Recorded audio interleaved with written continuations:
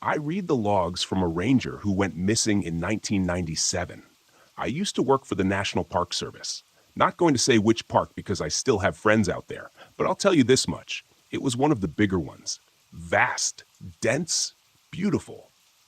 And if you've ever stood out there past sunset with nothing but wind in your ears and trees creaking like old bones, you'll understand why some folks don't come back. It started when I transferred from the visitor center to field patrol, the solo kind. You hike trails, log damage, check for signs of campers where there shouldn't be any, monitor the fire risk.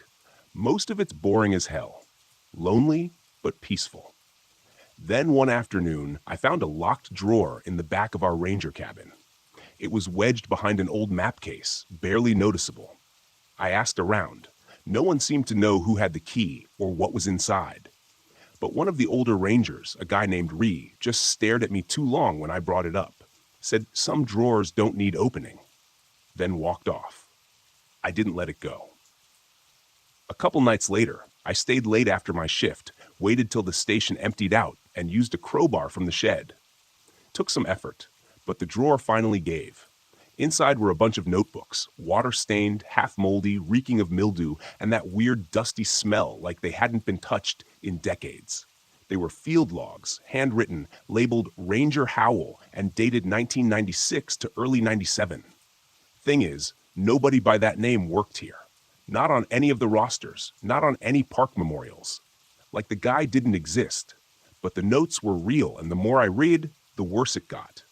January 3rd, 1997, patrolled West Ridge. Found shredded sleeping bag near old fire pit. No gear, just blood. Tagged the site. Filing report later. January 9th, same section. Heard someone coughing deep in the trees. Didn't investigate. Had a weird feeling. Not scared exactly, just not alone. January 15th, saw a man watching me from the ridge above Coldwater Bend. Tall, lanky, couldn't make out his face. Waved. He didn't wave back. At first, I thought it might be a prank. Some junior ranger trying to spook us. But the logs kept going in neat, sharp handwriting, getting more fragmented, more paranoid. He'd scrawl pages about footprints that circled his cabin at night, about whispers that sounded like his own voice echoing through the trees. He started sleeping with a hatchet. Said he found animal bones arranged like signs outside his door. By the time I hit the March entries, my stomach felt like it was clenching itself inside out. March 4th, found a boot, just one, half buried in snow, foot still inside. March 6th, radio dead, nobody answers. I walk to the tower, but it's empty. Everything's empty. Then the logs stopped. No final page, no goodbye, just a smear of what looked like dried mud on the last entry. And that was it. I put the journal back in the drawer and didn't sleep that night. Next morning, I asked our head ranger if he'd ever heard of a Howell. He said no. Told me the name didn't match anyone who ever worked in the region. But later that week, I drove to a nearby ranger outpost for a supply pickup. Got talking with an old guy at the front desk. Retired ranger. Came in every now and then for coffee. Just made small talk until I casually mentioned the name Howell. His smile vanished. He leaned in, lowered his voice, and said, "Don't mess with that. Howell's the one they never found. He stayed too long in Sector 9, alone." I didn't know what Sector 9 was. That area wasn't marked on any of our official trail maps. I asked him where it was. He didn't answer. Just sipped his drink, stared out the window, and muttered, "They don't print it on maps for a reason." I went back to work like nothing happened. Did my usual rounds. Made my reports, drank too much coffee from the old Keurig that tasted like cardboard and burnt rubber. But something had changed. I started watching the tree line more, listening too long to sounds I used to ignore. Every crack of a branch in the underbrush made my heart race. I couldn't stop thinking about that drawer, about Howell, about the old man whispering Sector 9 like a curse. A few days later, I waited until shift change and snuck into the archive shed. The old one, no one really used anymore. Found a busted file cabinet in the back full of mildewed papers and manila folders that looked like they hadn't seen daylight since Clinton was in office. Took me almost an hour of digging before I found it, tucked inside a water-stained folder labeled Unverified Trails, West Quadrant, a hand-drawn map. No coordinates, no legend, just scratchy outlines and a single label scrawled in faded red ink. S9. There it was. Sector 9. Off trail. No roads. The closest access point was a half-mile from the ranger roads, way past Pine Loop, deep in a zone we were technically not even supposed to patrol solo. But it was there. Not a myth. Not something Howell made up. And like an idiot, I decided to go. I told my supervisor I was doing an overnighter at Riverbach to survey for erosion damage. Signed out a sat phone, packed light, just enough gear to make it through a cold night. My truck couldn't make it past the old logging trail, so I hiked the rest. Took me 4 hours of dense brush, uneven terrain, and the kind of silence that makes you question whether the world just forgot about you. I found the boundary marker just before dusk, a splintered wooden post half swallowed by vines. Someone had carved S9 into the side, deep and ragged, like they were in a rush. Beyond that post, everything felt off. The air was colder still. Not dead silent, but quieter. Birds didn't chirp. Insects didn't buzz. I didn't even hear the wind anymore. Just this weird ambient hum in the back of my skull, like a headache was trying to start. That first hour in the zone, I felt watched. Not from one direction either, like I was being sized up from every angle, all at once. You ever walk into a room and know someone had just been talking about you? That heat in the spine. Multiply that by 10 and make it last for miles. I kept hiking, telling myself I was being paranoid, tired, maybe dehydrated. But when I reached the small clearing where I planned to camp, I stopped dead.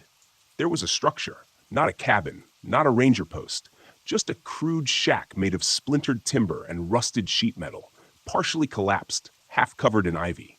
No windows. The door was barely holding on by one hinge. I didn't go in right away. I circled it slow, looking for footprints, tracks, anything. But the ground was dead around it. Not trampled, not soft, like nothing had moved in or out in years, except the door. It was open, freshly. The top hinge was still swinging gently when I got close. No breeze, no animals, just that quiet metallic creak.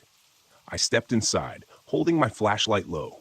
Dirt floor, empty cans in the corner, a ratty sleeping bag shoved against the far wall, and in the center of the shack, surrounded by a ring of dark ash, was a ranger's hat. I picked it up. The inside band was still stained with sweat, old but preserved, and stitched on the tag, nearly faded to nothing, were the letters. H. Howell. I remember hearing something right then. A crunch outside. Soft, deliberate, like a footstep on dry pine needles. I turned off the flashlight, sat completely still. Another crunch, then silence. I don't know how long I waited. Could have been a minute, could have been half an hour. But I didn't hear anything else.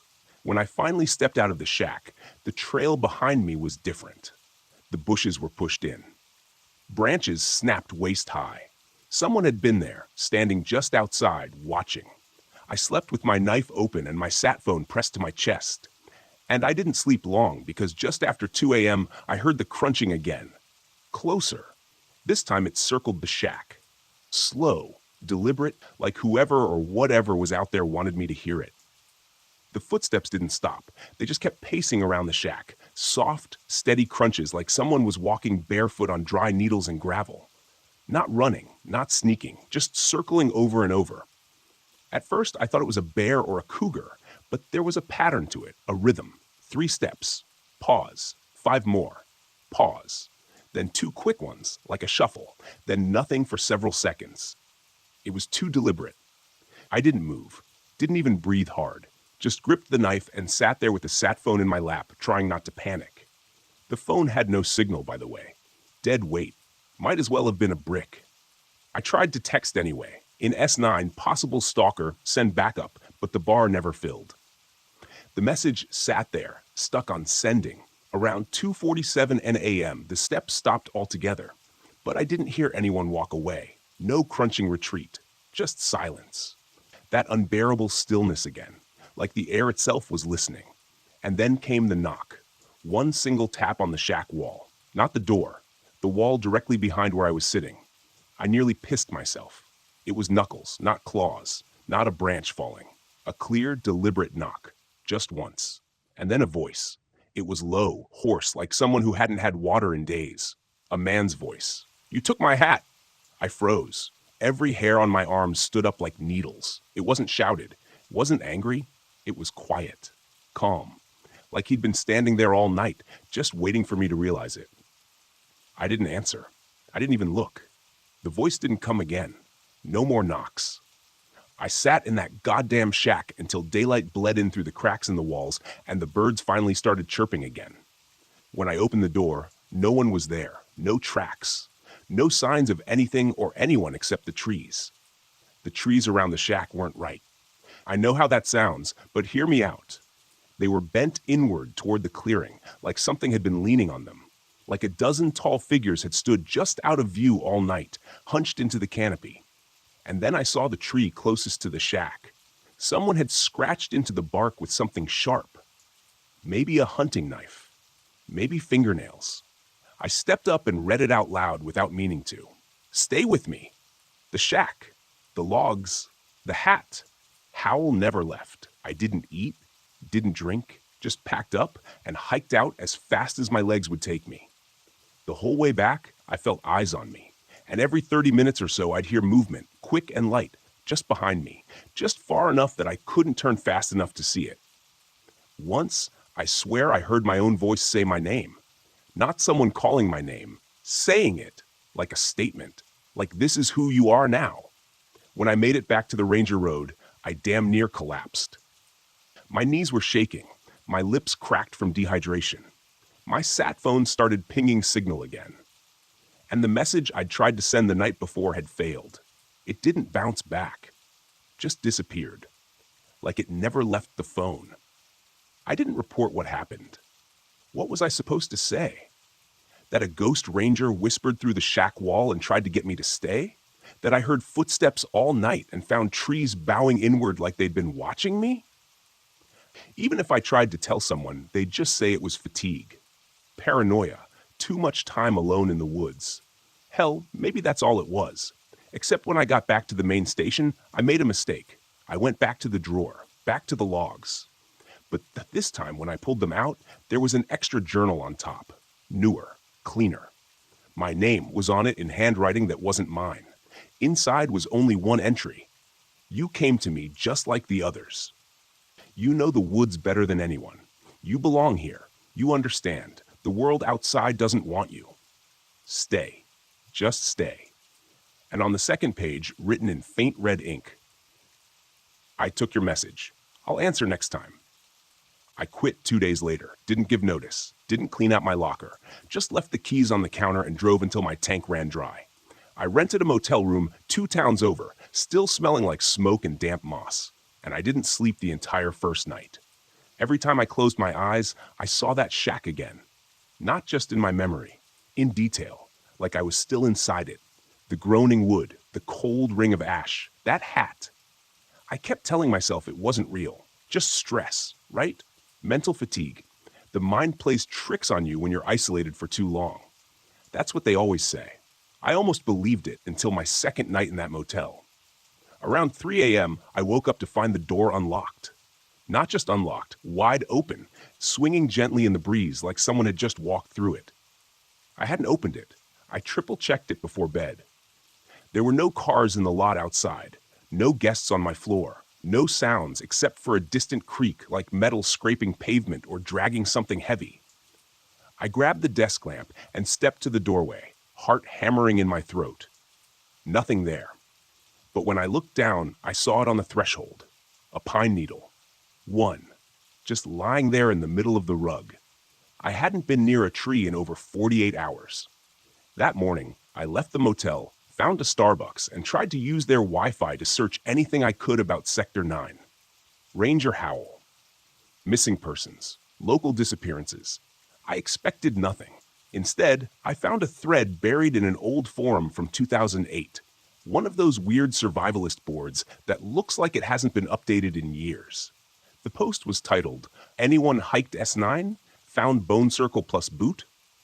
There were no replies. Just a single user named Backtrail Reaper saying he found a boot with a foot in it while mapping old ranger stations. He mentioned hearing someone call his name in his voice. Said he saw figures at the edge of campfires, that they never came close. Just watched. Then nothing. No follow-ups. The account hadn't posted since. I clicked on his profile. Only one image ever uploaded. It was low quality, grainy, black and white. A photo of the shack. And through the broken window, a man. Just a silhouette, wearing a ranger's hat. I closed the laptop. My hands were shaking so bad I spilled my coffee all over the table. I left it, rushed outside, tried to get air. But the moment I stepped into the parking lot, I stopped cold. My car, there were pine needles scattered across the hood, laid out like they'd been arranged. 6 of them, pointing toward the woods across the highway. No wind, no storm, just a perfect row of needles, all pointing in the same direction, like a trail. I drove straight to the next town, changed my name, got a job at a gas station, kept my head down. I figured whatever followed me, whatever Howl was, maybe it would fade. Maybe if I ignored it, it would get bored and find someone else. That worked for a while.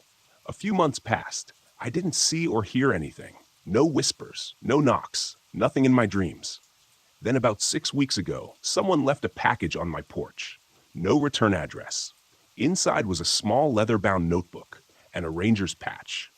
The notebook had my name on the front. The first page read, "The woods remember. You left something behind." And underneath that, in tiny letters, almost invisible unless you tilted the page, "You opened the drawer. That means you're next." I didn't open the notebook for days. I kept it shut, tucked it under a pile of old clothes in my closet, like a cursed object from a movie. But it was real. Too real. I could feel it when I was near it, like heat radiating from a stove burner that wasn't even turned on. And the worst part? That damn ranger patch. It wasn't new. It was worn, dirt-stained, frayed around the edges. The stitching was nearly gone. It was Howl's. I knew it. I didn't need proof. The night after the package arrived, I started hearing the noises again. Not in the woods this time. In my walls, my attic, the crawl space beneath the floorboards, scraping, dragging, breathing. And then the smell. Anyone who spent time in the backcountry knows it. That thick, coppery stench of wet fur, rot old blood. The kind of smell that tells your body something died nearby. I checked every vent, every crawl space. Found nothing until I got to the basement. There, pinned to the wooden support beam near the water heater, was a single pine needle jammed in like a nail, held in place by something I didn't want to touch. Something dark and sticky that had dried into the wood. I ripped it down and locked the basement behind me. But I knew. I knew the message was clear. You can leave the forest, but it doesn't leave you. I finally opened the notebook. Inside, it was written in the same sharp handwriting as Howl's logs. Same odd phrasing, same strange spacing. It started with my name. Redacted entered the boundary at 7:48 TARS. Stayed overnight, saw the shack, heard the call, felt the weight. Good. He's learning. He will be the next. I flipped through the pages in a panic. The entries weren't past events. They were predictions, written like a future log. He'll deny it first, hide, try to live like the rest of them, but it will call again. And when he returns, he'll see the others. The ones who stayed, the ones who didn't speak, who watch, who whisper. He'll walk the perimeter 3 times. He'll find the second shack, and beneath it, the pit. There were dozens of entries, all describing me, my actions, my reactions, conversations I hadn't had yet, places I hadn't seen. And then, at the bottom of one page in heavy ink, he will write this down. Exactly like this, he will share it. And still, no one will believe him. I slammed the notebook shut and threw it in the garbage behind the gas station where I worked. Burned the patch with a lighter in the sink. The flame turned green for half a second. I swear to God. The next morning, the notebook was back on my nightstand. No smell, no signs of entry. Just sitting there, waiting. I started seeing people at the edge of things, at the grocery store, in the reflection of windows, just beyond streetlights at night. Tall, still shapes, some of them wearing hats. They never approached. They didn't need to. I knew what they were, rangers who never left, campers who wandered off trail, hikers who followed the sound of their own voice and found something else on the other end. I've been marked, tagged like wildlife, like I'm being monitored, studied. And 2 days ago, someone sent me an email from a dummy address. No subject line, no text in the body, Just one attachment, a trail cam photo. Low res, black and white. It showed a clearing in the woods, fog hanging low, and a figure tall, broad-shouldered, standing in the middle, wearing a ranger uniform, holding something in his hand. I zoomed in, and my throat closed up. He was holding the notebook, and behind him, in the tree line, there were dozens of eyes watching. I'm not sure how much time I have left. Not because I think someone's coming for me. No, they've already been here. I just don't know when they'll stop watching and start moving, when they'll decide it's time to finish what was started in that forgotten piece of forest. It's happening again. Last night I woke up in the middle of the floor. Not my bed, not the couch, just the hardwood, lying flat, face up, eyes open. And my boots were on. I don't remember putting them on. The soles were dirty, mud-caked, pine needles stuck to the laces. I checked the locks, the windows, the basement, all sealed. But the air, it smelled like rain and moss and ash, the same way it smelled inside that shack in Sector 9. I checked my phone's GPS history. There was a 4-hour gap between midnight and 4 a.m. The location pin was just a blank patch of forest, unmarked, west of where I used to work. No trails, no road access, a dead zone. I think I went back. I think they called me, and I answered. I'm not writing this for sympathy. I'm not asking anyone to believe me. I'm writing this because someone will find it eventually. Maybe you already have. Maybe you're a new ranger. Maybe you're just a hiker who saw something strange, a cabin where there shouldn't be one, a voice calling your name that sounds a little too much like you. This story ends soon. Not just for me. Maybe for you too. I've been seeing a new figure lately. Not in the woods, in the mirror. Sometimes, when I walk past, I catch him standing differently, wearing the old uniform, hat pulled low, dirt on his cheeks, a little smile like he's been waiting for this moment a long, long time. And this morning, the notebook was open on my kitchen table. I didn't leave it there. I swear I didn't. There was a fresh page, handwritten, my own handwriting. I finally understand. I've always belonged to the woods. I just forgot. But they didn't. I'll go back tonight. I know the way now. If you're reading this, don't come looking. Don't try to find Sector 9. They won't let you leave. Not really. Not forever. They let me leave once so I could bring someone back. Now it's your turn.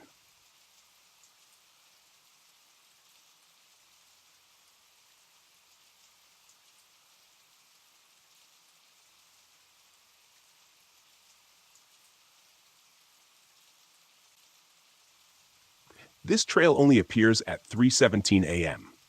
They told me the Bitterroot Range had its secrets. That's what every backwoods ranger hears when they sign the dotted line, get their clearance badge, and get shipped out to some lonely station where the only voices you hear after dark are your own, and maybe a coyote's, if you're lucky. But I didn't think secrets could breathe. My name's Eli. I'm a ranger assigned to the western Montana sector of the Bitterroot National Forest, just outside a little blip of a town called Darby. It's cold, damp, and empty 9 months out of the year. Tourists roll through during summer and fall to hike, fish, take selfies with rented gear from REI. Then they vanish once the frost comes crawling back. But I stay. Always have. I wasn't looking for adventure, just peace and solitude. The kind you only get in a place where cell service dies 5 miles in and the trees swallow your voice whole. My station sits on a forgotten patch of land not even listed on Google Maps. Officially, it's called Post 49. Unofficially, we call it the End. My cabin's about 10 minutes from the main ranger outpost, deep enough in the brush that elk sometimes press their noses against the windows at night. Power's inconsistent, but the wood stove's reliable, and I've got a stack of old National Geographics that never seem to run out. No neighbors, no traffic, just silence and pine needles. Everything changed last Thursday. I was 3 days into a solo patrol, just clearing trails and making sure no dumbass campers tried building a fire under the dry brush. Hiked the Fork Ridge Trail like usual, recorded some minor rock slide damage, and was heading back when I noticed a small detour path I didn't recognize. It looked wrong. Not new, that's the thing. Just off, like it didn't belong. The trees around it were spaced too perfectly. The soil was disturbed, but not recently, like it had been trampled years ago and left to rot. There were no blazes on the trees, no ranger marks, no sign of man-made anything. And the trailhead had no name, just a wooden stake hammered into the ground with a crudely carved number, 317. Not Trail 37, just the numbers, like a time. I stood there a while, longer than I should have, just staring at that stake. I checked my watch. It was 1 p.m., so I shrugged it off. Probably some kids being clever, or maybe an old hunter's path long since abandoned. But when I mentioned it to Jay, the other ranger covering the northern routes, he went real quiet. "You saw it?" he asked. "What do you mean?" "The 317 marker." "Yeah." He looked at me like I just told him I dug up my grandmother. He didn't laugh, didn't ask more, just said, "Don't go near it. If you see it again, turn around. Seriously, Eli." I thought he was screwing with me. I even laughed a little, but he didn't. That night, I couldn't sleep. I kept thinking about that trail. It was like a splinter in my brain. I lay awake in the cabin, windows creaking, stove popping, wind sliding under the cracks in the walls. The forest was louder than usual. Then I heard it, a whistle. Not a bird, not the wind, a human whistle. 3 short bursts coming from somewhere near the tree line. I grabbed my flashlight and jacket, boots unlaced, heart pounding. I stepped outside and scanned the forest. Snow was coming in sideways, flakes already clinging to my sleeves. No footprints, no lights, just trees. Then, about 50 feet into the woods, I saw something. A dim glow, faint, like someone holding up their phone flashlight behind a tree. It was low to the ground, flickering slightly. I called out, "Hey, you all right? You lost?" No answer, just the whistle again, 3 short bursts. I should have called it in. I should have woken Jay, logged the solid protocol. But I didn't. I walked toward it. Crunch, crunch, crunch, crunch. My boots breaking crusted snow, breath in clouds. When I reached the tree where the glow had been, there was nothing there. No light, no tracks, nothing. But right next to the trunk, half buried in the snow, was another stake. Same size, same look. Carved into it, barely legible through the frost. It was 3:12 a.m. The cold wasn't what made my hands shake. I stared at the stake like it might start moving on its own. The way the numbers were carved, they looked rushed, not whittled by some bored hiker or a kid with a pocket knife. They were uneven, gouged in like whoever did it was in a hurry, or scared, or both. I bent down and touched the wood. It was wet. Not snow wet, fresh wet, like it had just been hammered into the ground minutes ago, and I swear to God, the air around it felt warmer, like something was leaking heat into the freezing forest. That's when my radio crackled. "Eli, you up?" Jay's voice, staticky but sharp. I snatched the mic off my belt, eyes still on the stake. "Yeah, I'm outside the cabin." Pause. "Then you see it again." I hesitated. "There's another marker, same numbers, out near the eastern tree line. It wasn't here before." Another long pause. "Go back inside." "Jay, what the hell is this? Some kind of prank? You screwing with me?"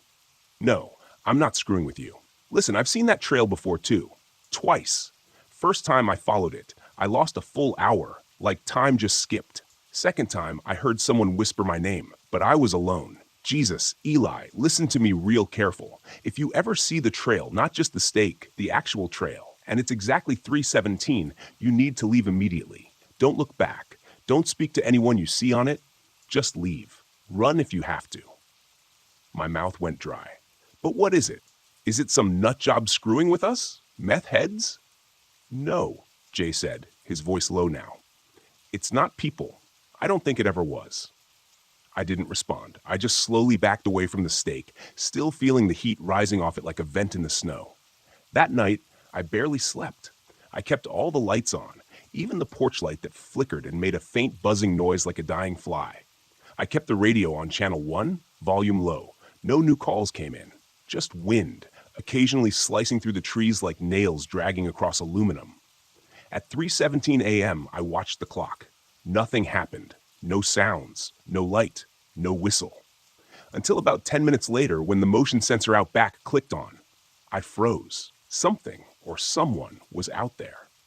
I grabbed my flashlight again, heart now thudding so hard I could feel it in my throat, and stepped out the back door. The snow was thicker now, up to my ankles, and the sky had this weird reddish tint from the cloud cover, like a dying sunset, even though it was pitch black. My breath fogged in front of me as I scanned the backyard. The sensor light buzzed overhead, just trees, a few fallen branches, my old woodpile. Then I saw it. Bare footprints in the snow. They weren't mine. I hadn't come out this way. They led from the edge of the tree line to the back porch. Barefoot. No shoes. No socks. No boot marks. Just toes pressed deep into the snow. Almost like someone had been dragged barefoot. And worse, they stopped at the base of the porch, but there was no one there. I followed them backward, flashlight beam jittering in my hands. 20 feet. 40. They disappeared right at the trees. That's when I smelled it. Something sweet. Too sweet. Like hot syrup gone rancid. It was thick in the air. It clung to my nose and mouth and made my stomach twist. I turned around, ready to book it back inside, when I caught something out of the corner of my eye. Off to the left, barely visible through the snow-laced branches. A shape. Not moving. Just watching. It was tall, at least 6'5", skinny, slouched, with one shoulder higher than the other like it was dislocated. I couldn't make out a face. It was backlit by the porch light, but I could see the gleam of its eyes, reflective like an animal's. I stood frozen. My flashlight didn't work when I aimed it at him. No joke. The second I pointed the beam toward that figure, the light died. I shook it, slapped it. Nothing. Then it spoke. Not loud, not a yell, just a soft, rattling voice. You came too early. I ran, slipped once, cut my palm on a rock hidden under the snow, scrambled up and bolted into the cabin. I slammed the door, locked it, and pushed the dresser in front. I sat there in the dark, ears ringing, blood drying on my hand. When I worked up the nerve to look out the back window again, the motion light was off. The footprints were gone. The snow was untouched, like no one had ever been there. But on the glass, right where my face had been earlier, someone had written in the fog. I called in sick the next morning, told dispatch I was running a fever, maybe the flu, and wouldn't be on patrol. That wasn't a lie. I felt like hell. Couldn't keep coffee down. Vision blurry. Like I was jet-lagged in my own skin. But it wasn't illness. It was dread. The kind that seeps in under your fingernails and makes your bones feel too tight inside your body. I sat on the edge of my cot for what felt like hours, just staring at the window. Half of me expected to see that slouched figure still out there, waiting in the tree line. The other half, it was starting to want to see him again. Like a sick part of me was trying to explain it away. Maybe it was just a crazy hiker. Maybe I imagined the voice. Maybe stress was finally breaking me down. Maybe I'd finally turned into one of those guys who loses it up here in the mountains. That evening, I drove into town. Darby's not much more than a few blinking lights and a Chevron with overpriced beef jerky, but it's got a dive bar, the Blue Lantern. And that night, I needed something stronger than caffeine. I took a stool near the back and ordered a double whiskey, no ice. The bartender, a woman named Jessa I'd known for a few years, raised an eyebrow. Long shift? Something like that. You look like... feel worse. She poured the glass without another word. I sat there sipping slow, trying to decide if I was going to ask anyone about 3-teen. I didn't even know how I'd bring it up. Hey, anyone else seeing ghost trails in the woods? But then, out of the corner of my eye, I saw an old guy sitting alone at a booth facing the window. Long gray beard, flannel jacket, eyes like cigarette ash, dull but burning at the edges. I'd seen him before. Locals called him Cappy, short for captain, even though he'd never served a day in the military. Just spent 30 years working fire watch towers up north, way deeper into the woods than even we were allowed to patrol. Now, Cappy only ever came into town when the snow hit hard. They said he didn't believe in phones, didn't trust electricity. Claimed the mountains could hear you if you spoke too loud near a power line. That night, after my second whiskey, I worked up the nerve and sat down across from him. He didn't look at me, just sipped his beer. You ever hear of a trail marked 3-teen? I asked quietly. That got his attention. His eyes flicked to mine, cold and flat. Where'd you see it? He said. I didn't say I saw it. You did. I hesitated. Eastern Ridge, near Post 49. He nodded slowly, tapped his fingers on the table like he was counting heartbeats. Shouldn't be looking for that one, he said. Shouldn't be noticing it at all. Not unless it's looking for you. What is it? He looked out the window. The wind was blowing fine snow through the streetlights, making it look like ash falling from a sky fire. You ever been walking in the woods and thought you heard someone behind you? You look, no one there, but the sound keeps coming, like it's pacing you. Just out of step. Yeah, it's not your imagination. I waited. He didn't go on. What happens if you go down the trail? He licked his lips. His voice dropped lower. Depends on what it wants to show you. That doesn't make any sense. It's not supposed to. He leaned forward. Some say it's where the forest buries the things it can't digest. Sins, secrets. Whatever people drop off the map. Hikers that went missing, hunters that never came back, cops that went quiet after chasing someone too far. The trail picks them up, sucks them in, rearranges them, sends back only what it wants you to see. I wanted to call bullshit, but something in the way he said it, quiet, steady, not trying to scare me, made me swallow my doubt. And the time. And the time? He said, that's when the forest's heartbeat changes. You can't hear it, but you feel it. That's when it opens up, like a wound. I asked him one last question. Have you been down it? He didn't answer right away. Just stared out the window again, then whispered. My wife went missing in 1998, disappeared during an early morning hike outside Missoula. No note, no gear, just gone. He turned back to me. I saw her last winter, at 317, smiling at me from the trail. Same way she looked the day she left, except her eyes were all wrong. She didn't blink, just waited. I never went closer. I think if I had, I wouldn't have come back. He stood up without another word and left his drink half full. I didn't sleep that night, but at 3:17 a.m., I did wake up. My clock didn't beep. My phone didn't buzz. I just opened my eyes at exactly 3:17, like something touched the inside of my skull. I got up and walked to the window. The forest was dark, quiet. But in the distance near the path where I'd found the second stake, there was a dim light again. This time, it moved. It bobbed slowly, side to side, like someone holding a lantern and walking deeper into the woods. I watched it until it disappeared into the trees. And I swear I heard a voice, low, whispery, full of static and sorrow, calling my name. Eli. I stayed inside the next 2 days. Didn't go on patrol. Didn't answer the radio. I just sat in that goddamn cabin with the blinds drawn, the stove cold, and a loaded 9mm on the table next to my hand. I barely ate. Just sipped lukewarm coffee and stared at the tree line. I kept telling myself I was just tired. I hadn't been sleeping right. I'd had too much whiskey. I was letting old-timer ghost stories and forest folklore crawl into my head like termites. But I couldn't stop thinking about that light in the woods and that voice. It didn't just say my name. It knew it, like someone who'd known me a long time. A voice you don't question. And that was the part that really messed with me, because it almost made me want to follow it. Just to see. Just to make it stop. On the third day, Jay showed up. I heard the crunch of boots on gravel outside my cabin and peeked through the blinds. His Bronco was parked sideways near the old firewood shed, engine still running, headlights cutting into the snow. He didn't knock, just stood out front like he was waiting for me to come to him. I opened the door a crack. He looked like hell, beard untrimmed, eyes red, lips chapped from the cold. He was holding something in a black garbage bag. You gotta see this, he said, voice tight. I let him in, stepped aside without saying a word. He moved like someone who hadn't slept either. Sat the bag down on the table next to my pistol and unzipped it. Inside was a Ranger backpack. Not just any pack. Ours. Standard issue. Patch for Bitterroot Forest on the front pocket. ID tag still attached. Name on it read K. Barlow. I felt my stomach drop. Kenny Barlow had gone missing last spring.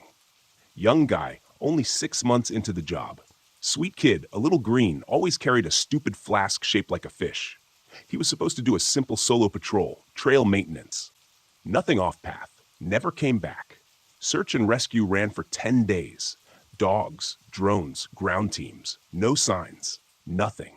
Everyone figured he slipped on the rocks near one of the ridges and got pulled down into the ravines. The forest has places where even vultures don't bother looking. "Where the hell did you find this?" I asked.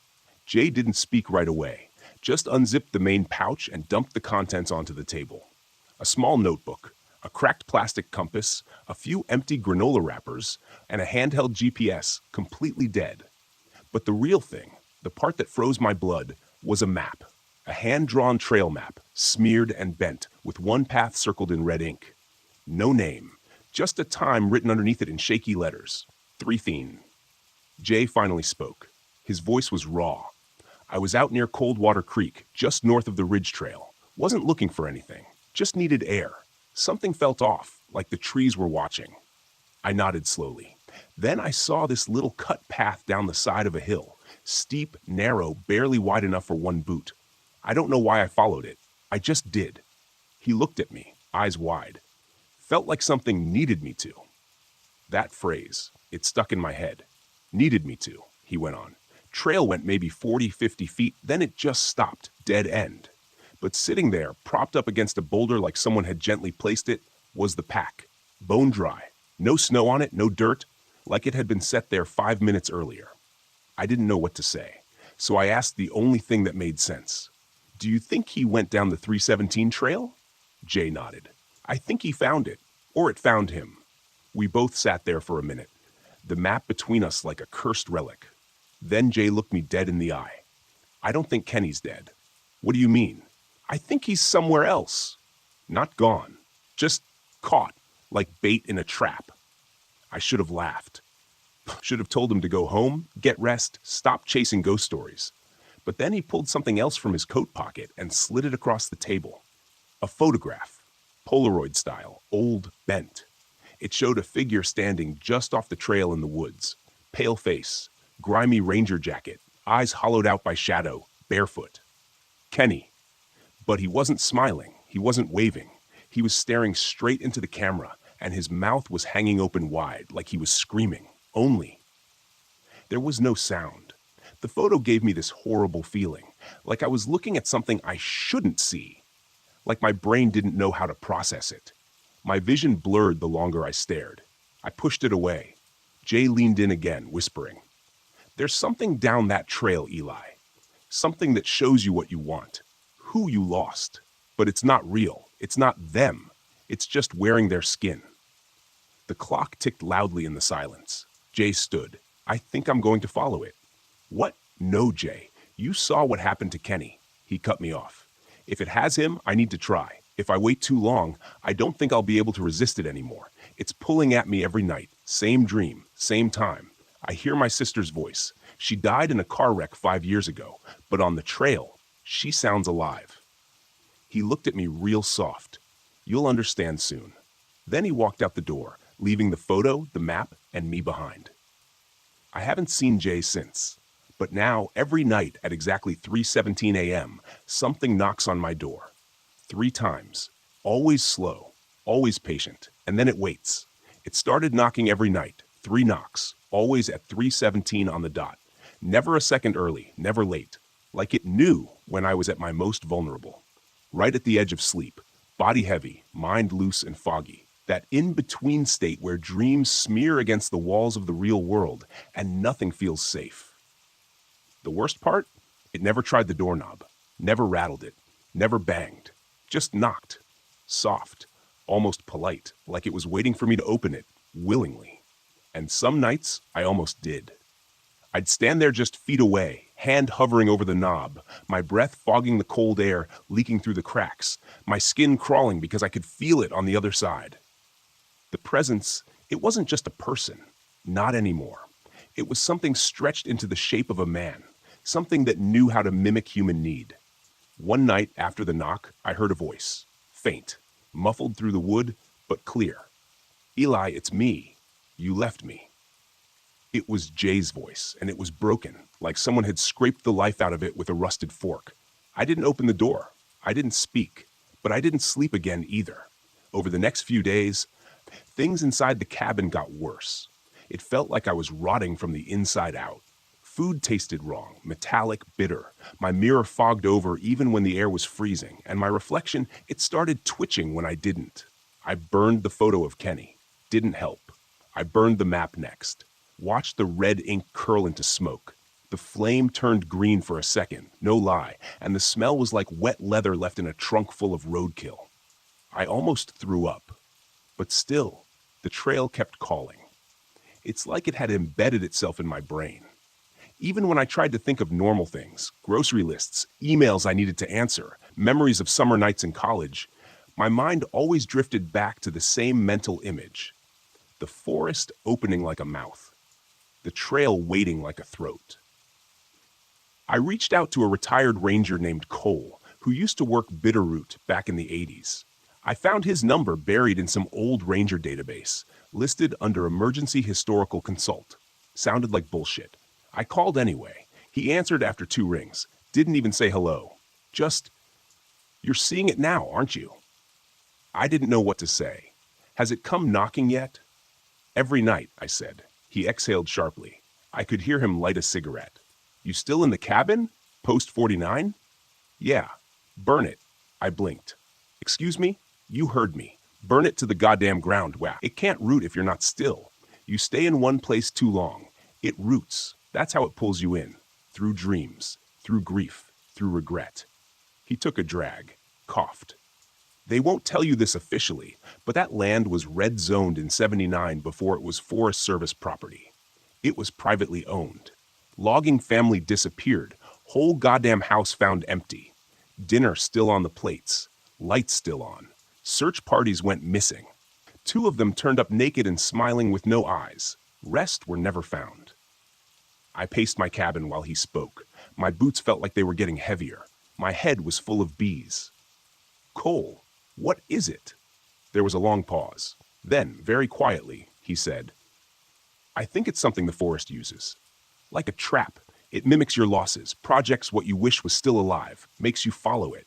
Then it peels your soul slow, makes you part of the trail.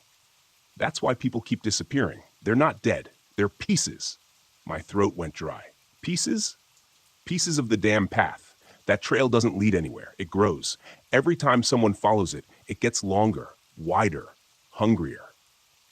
I asked him if he ever saw it. He didn't answer, just hung up. That night, I drank half a bottle of whiskey and sat on the floor with my pistol in my lap. The knocks came again, soft, deliberate. I didn't move, but the voice spoke again. This time, it wasn't Jay. It was my dad. He died of a stroke 6 years ago.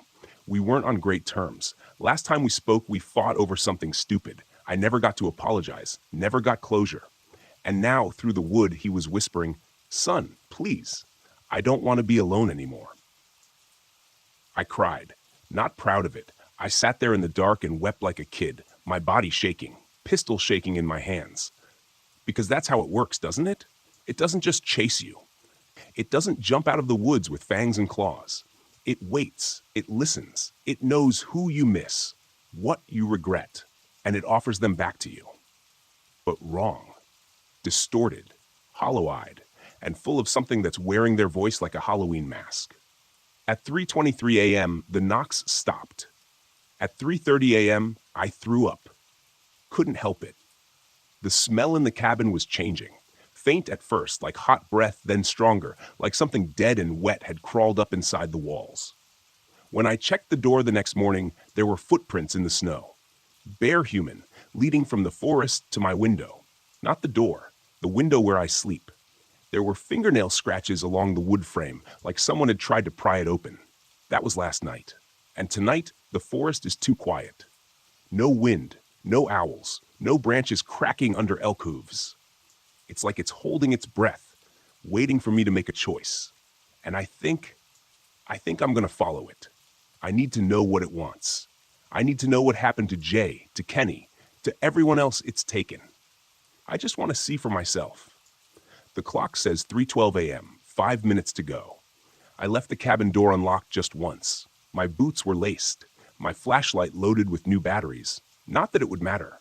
I strapped my old Ranger knife to my belt. A reflex, not a strategy. You can't cut fog. You can't fight what wears the face of someone you loved. At 3:17 a.m., I stepped outside. The forest was awake, not loud, not howling, not snapping branches or rustling leaves, but alive in the way a church feels alive when it's empty and you know you're not alone. Every tree looked straighter, every shadow longer. I didn't hear animals. I didn't even hear wind. Just breathing, distant and slow, like something enormous was asleep beneath the snow and I was walking across its spine. And then I saw it. The trail. It didn't make sense how it appeared. 1 second there was nothing but untouched snow and pine needles.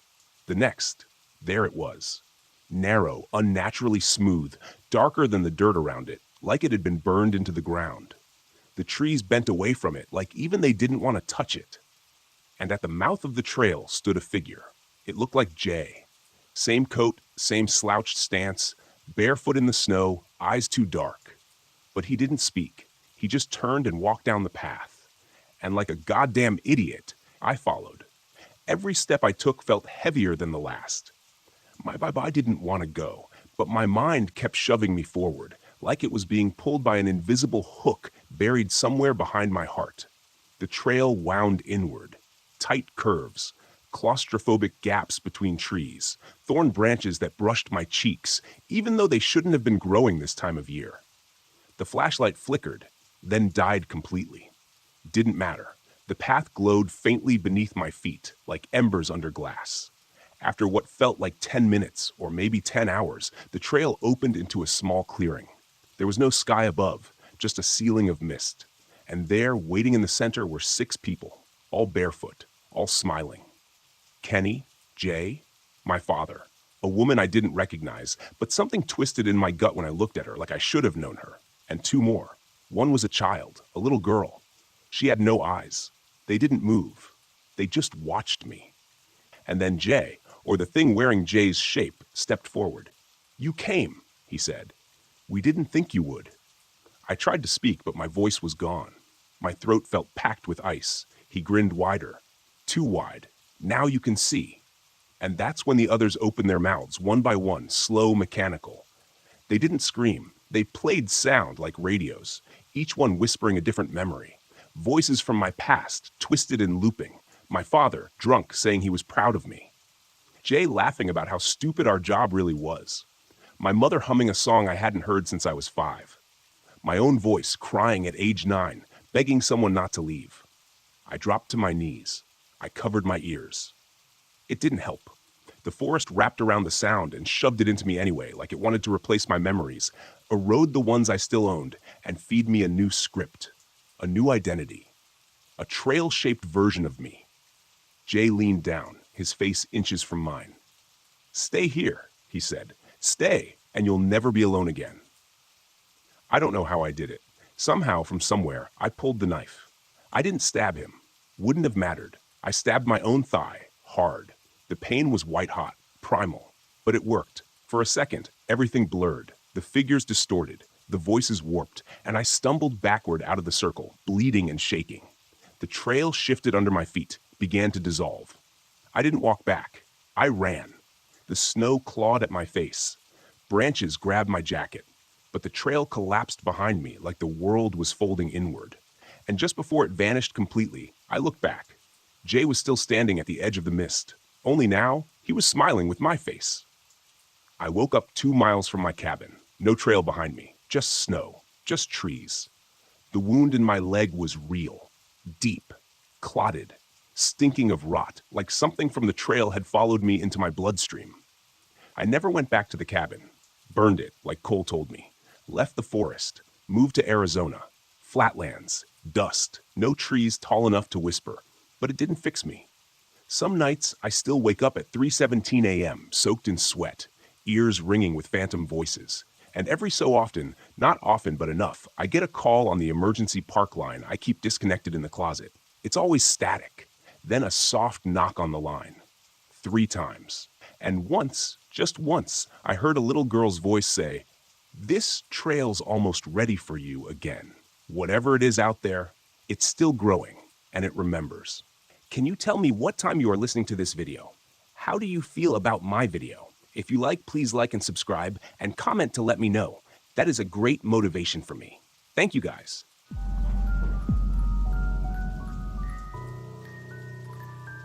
I caught a man in a park ranger uniform who wasn't one of us. I've worked as a ranger in Olympic National Park for almost 8 years now. That place is beautiful in the kind of way that makes you forget how dangerous it can be. Towering evergreens, fog-thick valleys, rivers that sound like whispering voices if you're alone too long. It's the kind of terrain that feels ancient, like it's watching you more than you're watching it. Most of my job is boring stuff. Trail checks, radioing hikers who stayed out too late, dragging dumbasses out of restricted areas. But every once in a while, you get a call that doesn't sit right, the kind where your gut clenches before the radio even goes quiet. This started about a month ago, early spring. The trails were still slushy with snowmelt, which meant fewer crowds. I was posted at the Hoh Rainforest Outpost, pretty remote. No cell reception, just a data-dakey ranger radio and the occasional flyover from search and rescue. I'd been on evening patrol heading toward the Blue Glacier Spur when I spotted someone ahead of me on the trail. He had the uniform, brown slacks, green jacket, wide-brimmed hat. From the back, everything looked legit, but the way he was standing, arms stiff at his sides, head tilted like he was listening too hard to something I couldn't hear. I called out, "Hey, you from the Fork Station." I figured maybe they sent someone to assist with some storm damage we'd had earlier in the week. The guy didn't move, didn't even flinch. I walked closer, trying not to sound weird about it. "You good, man?" When I was maybe 20 feet away, he turned. I don't know how else to say it. Something was off about his face. Not wrong in an obvious way. He looked normal. Except, it was too normal, like someone trying to copy what a person should look like. His eyes didn't track right. He blinked too slow, like he was trying to remember when to do it. And his uniform, it looked about right, but the patches were sewn in the wrong places. Name tag was missing. His badge was plastic, not even the right font. I felt my stomach tighten. "You got ID?" I asked, keeping my tone calm but assertive. He stared at me, then smiled. The kind of smile that doesn't touch the eyes. His lips moved like he was going to say something, but nothing came out. I instinctively reached for my radio. "This is Unit 11 at trail marker 22 near Glacier Point. I've got an unidentified individual in what looks like ranger gear. No ID. Unresponsive. Requesting backup or verification on visiting staff." There was a pause. Then the reply came, crackling through. "Copy that, Unit 11. There's no visiting personnel assigned to your sector today. Confirm again. Over." I looked up. The guy was gone. Just vanished. Like I blinked and he stepped behind a tree. Only there were no trees close enough to hide behind. The nearest thicket was across the trail, at least 15 feet away. And there was no sound, no crunch of leaves, no branches snapping, no breathing. I stood there, heart thudding in my ears, scanning every inch of the trail. The sun was almost gone by then, and the shadows were starting to get thick. I didn't see him again that night, but I didn't sleep much either. Every creak of the cabin floorboards, every gust of wind scraping the side of the outpost had me reaching for the rifle locked under my cot. The worst part? When I checked the log the next morning, someone had opened the supply shed, but it was still locked. From the inside. I told myself the lock thing was just a mistake. Maybe I'd left it ajar the night before, and the wind blew it open. Maybe someone else came by, someone with a key. I even asked around during the next radio check-in. Fork said no one had been sent out. Port Angeles said the same. Still, I filed an incident report just in case. The following few days were quiet. Cold mornings, foggy afternoons, standard maintenance patrols. But I kept thinking about that guy, the silent ranger, the fake badge, the plastic grin. I kept replaying that moment where he just wasn't there anymore. No noise, no movement. Like he had blinked out of existence. Then hikers started coming in with odd reports. A group of college kids from Spokane stopped by the station 2 days after my sighting. They were rattled. Nothing extreme, but definitely spooked. Said they'd seen a man standing in the tree line near the waterfall trail. Just standing, not moving. When they waved at him, he turned around and walked into the forest. No trail or anything, just disappeared between the trees. One of them, a girl in a puffy North Face jacket, said it felt like he wanted them to follow, like he was leading them somewhere. But something about him felt fake, like it was a trick. That word hit me hard.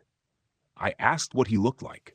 Same uniform, same wide-brimmed hat. Said he didn't speak, just stood there with this weird frozen expression, like he was waiting for something. After they left, I decided to hike that trail again myself.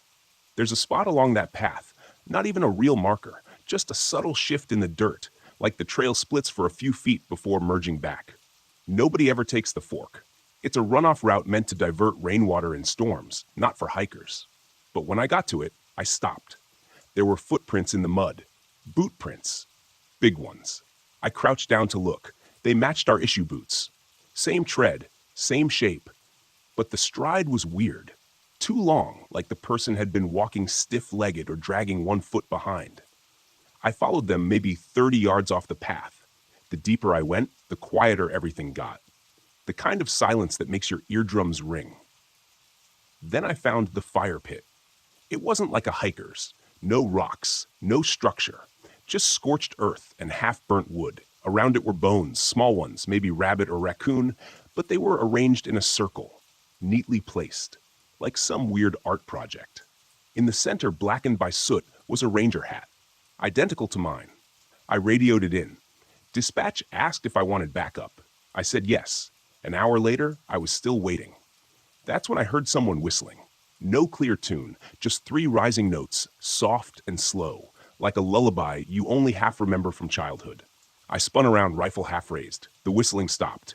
"Hello?" I called. Nothing. Just as I started backing away, I saw something sticking out of the underbrush. A scrap of cloth. I tugged it free. It was part of a ranger's shirt, torn, faded, caked in dried mud, and something darker. The patch said M. Gilroy. I didn't recognize the name, but the uniform was ours. All right, stitching, font, everything correct, except that shirt wasn't from the current uniform design. It was discontinued 4 years ago. I took it with me. Back at the station, I searched the employee records. No Gilroy, past or present. I even asked the older rangers during the next supply drop. Nobody had heard of him. One guy, Charlie, got real quiet when he saw the shirt. Said it looked too familiar. "Where'd you find that?" he asked. I told him. He just nodded once, then said, "Keep your doors locked at night, even the shed." That night, I deadbolted everything. I double-checked the shed padlock and put a chair under the doorknob of the cabin. Then I went to bed with the rifle across my chest. Around 3 a.m., something woke me up. Not a sound, a smell. It was faint but unmistakable, the acrid reek of burnt fabric and wet ash. I sat up slowly, my skin cold and tight. And there, at the edge of the window, was the silhouette of a man, wide-brimmed hat, shoulders too straight, unmoving. Watching me sleep. By the time I threw the door open, he was gone. But he'd left footprints on the inside of the window ledge. And the muddy ranger hat I'd taken from the fire pit? It was now sitting on my bed, dry, clean, and still warm. I didn't sleep for more than 10 minutes at a time. After that night, every creak of the floorboards felt deliberate. Every gust of wind scraping the side of the cabin sounded like someone dragging their fingers across wood, slow and patient. The next morning, I grabbed the hat, still resting exactly where I left it on the edge of the mattress, and shoved it into a plastic evidence bag. It still smelled like charred pine and sweat, even though it looked clean. I drove it down to the Forks Ranger Station. I didn't trust our outpost anymore. Told the supervisor, Rob Halgren, what had happened. Not everything. Not the footprints inside the window, not the frozen face I'd seen on the trail. Just the stuff I could back up. The old uniform, the fire pit, the unlogged person in full gear. He brushed it off as a local squatter, or maybe a disgruntled former employee. Said folks sometimes steal uniforms to get into restricted areas, spook tourists, or sell park gear on eBay. Told me to file a report with the Park Service and let the system work. But Rob didn't look me in the eyes while he said it. And as I was heading out the door, he muttered something. Soft, like he wasn't meant to say it aloud. "Should have stayed buried." I stopped. "What?" He just shook his head and waved me off like he was tired. "Nothing. Just watch your back." Okay, I took the long route back to my outpost that afternoon. Didn't want to be near the cabin before sunset. Figured I'd do a final sweep of the Southern Trail loop, the one that curved toward the backcountry basin we call Devil's Throat. Locals avoid it. Old logging stories. Mostly missing workers, strange accidents, that kind of thing. About 2 miles in, I saw another set of footprints. Same tread, same long, awkward stride. They were recent, too, pressed into the mossy trail like the person had come through not more than an hour before me. But there was something else that chilled me. The prints doubled back on themselves. Whoever it was had walked in a wide circle multiple times, like they were pacing, or waiting. I followed them off the trail. About 100 yards in, the trees opened into a clearing I didn't recognize. Not on the map. Not on any terrain charts I'd ever seen. It was wrong. That's the best way I can say it. The space felt too quiet, too open, the way snow mutes sound after a storm, even though the air was dry. A boulder sat in the middle, black as obsidian. Fresh gouges clawed across it, like someone had taken a knife to the stone. And right there, leaning against the boulder, was another ranger shirt. This one was soaked in something. Not mud, not entirely blood either. It was thicker, darker, like oil with a copper tint. And next to it, a name badge. Metal, polished. M. Gilroy. Again, exactly the same as the one I found earlier. Only this time the badge was brand new. No scratches, no rust, like it had been printed yesterday. I started backing up slowly, and then I heard it. That whistling again. Same 3 notes. Soft, slow, but closer this time. Too close. I turned and caught just a glimpse of something moving behind a tree. Just enough to see that damn uniform. That wide-brimmed hat. His back was to me again, just like before. Rigid, still, arms tight against his sides. Then he stepped sideways without turning and disappeared behind a tree he couldn't have fit behind. I froze. He hadn't walked. He hadn't even shifted. It was like someone dragging a cutout across a piece of paper.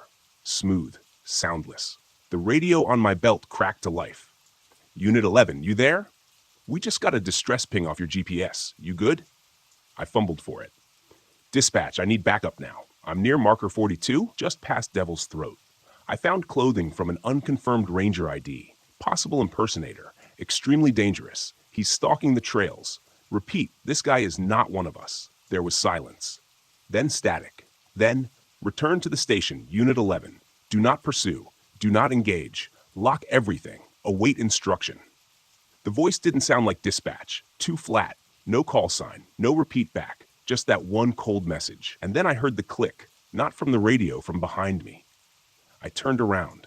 There was a camera nailed into the tree nearest to me. One of ours.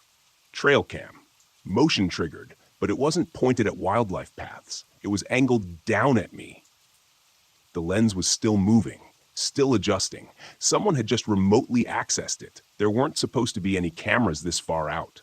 I yanked the battery pack out and crushed the SD card under my boot. I didn't even think.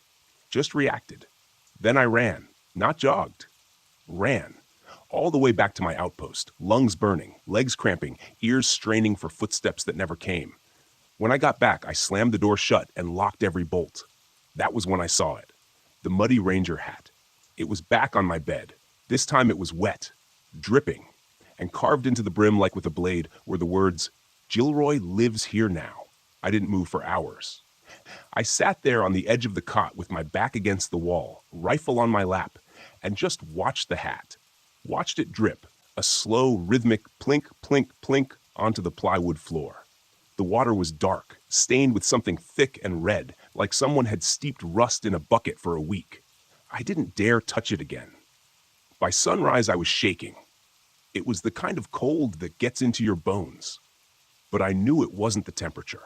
I was still soaked in sweat, shirt clinging to my back, teeth clenched so tight my jaw ached. I called in sick that morning, said I wasn't feeling right. Might have caught something. They said, fine, rest up. But no one offered to swing by. No one asked questions.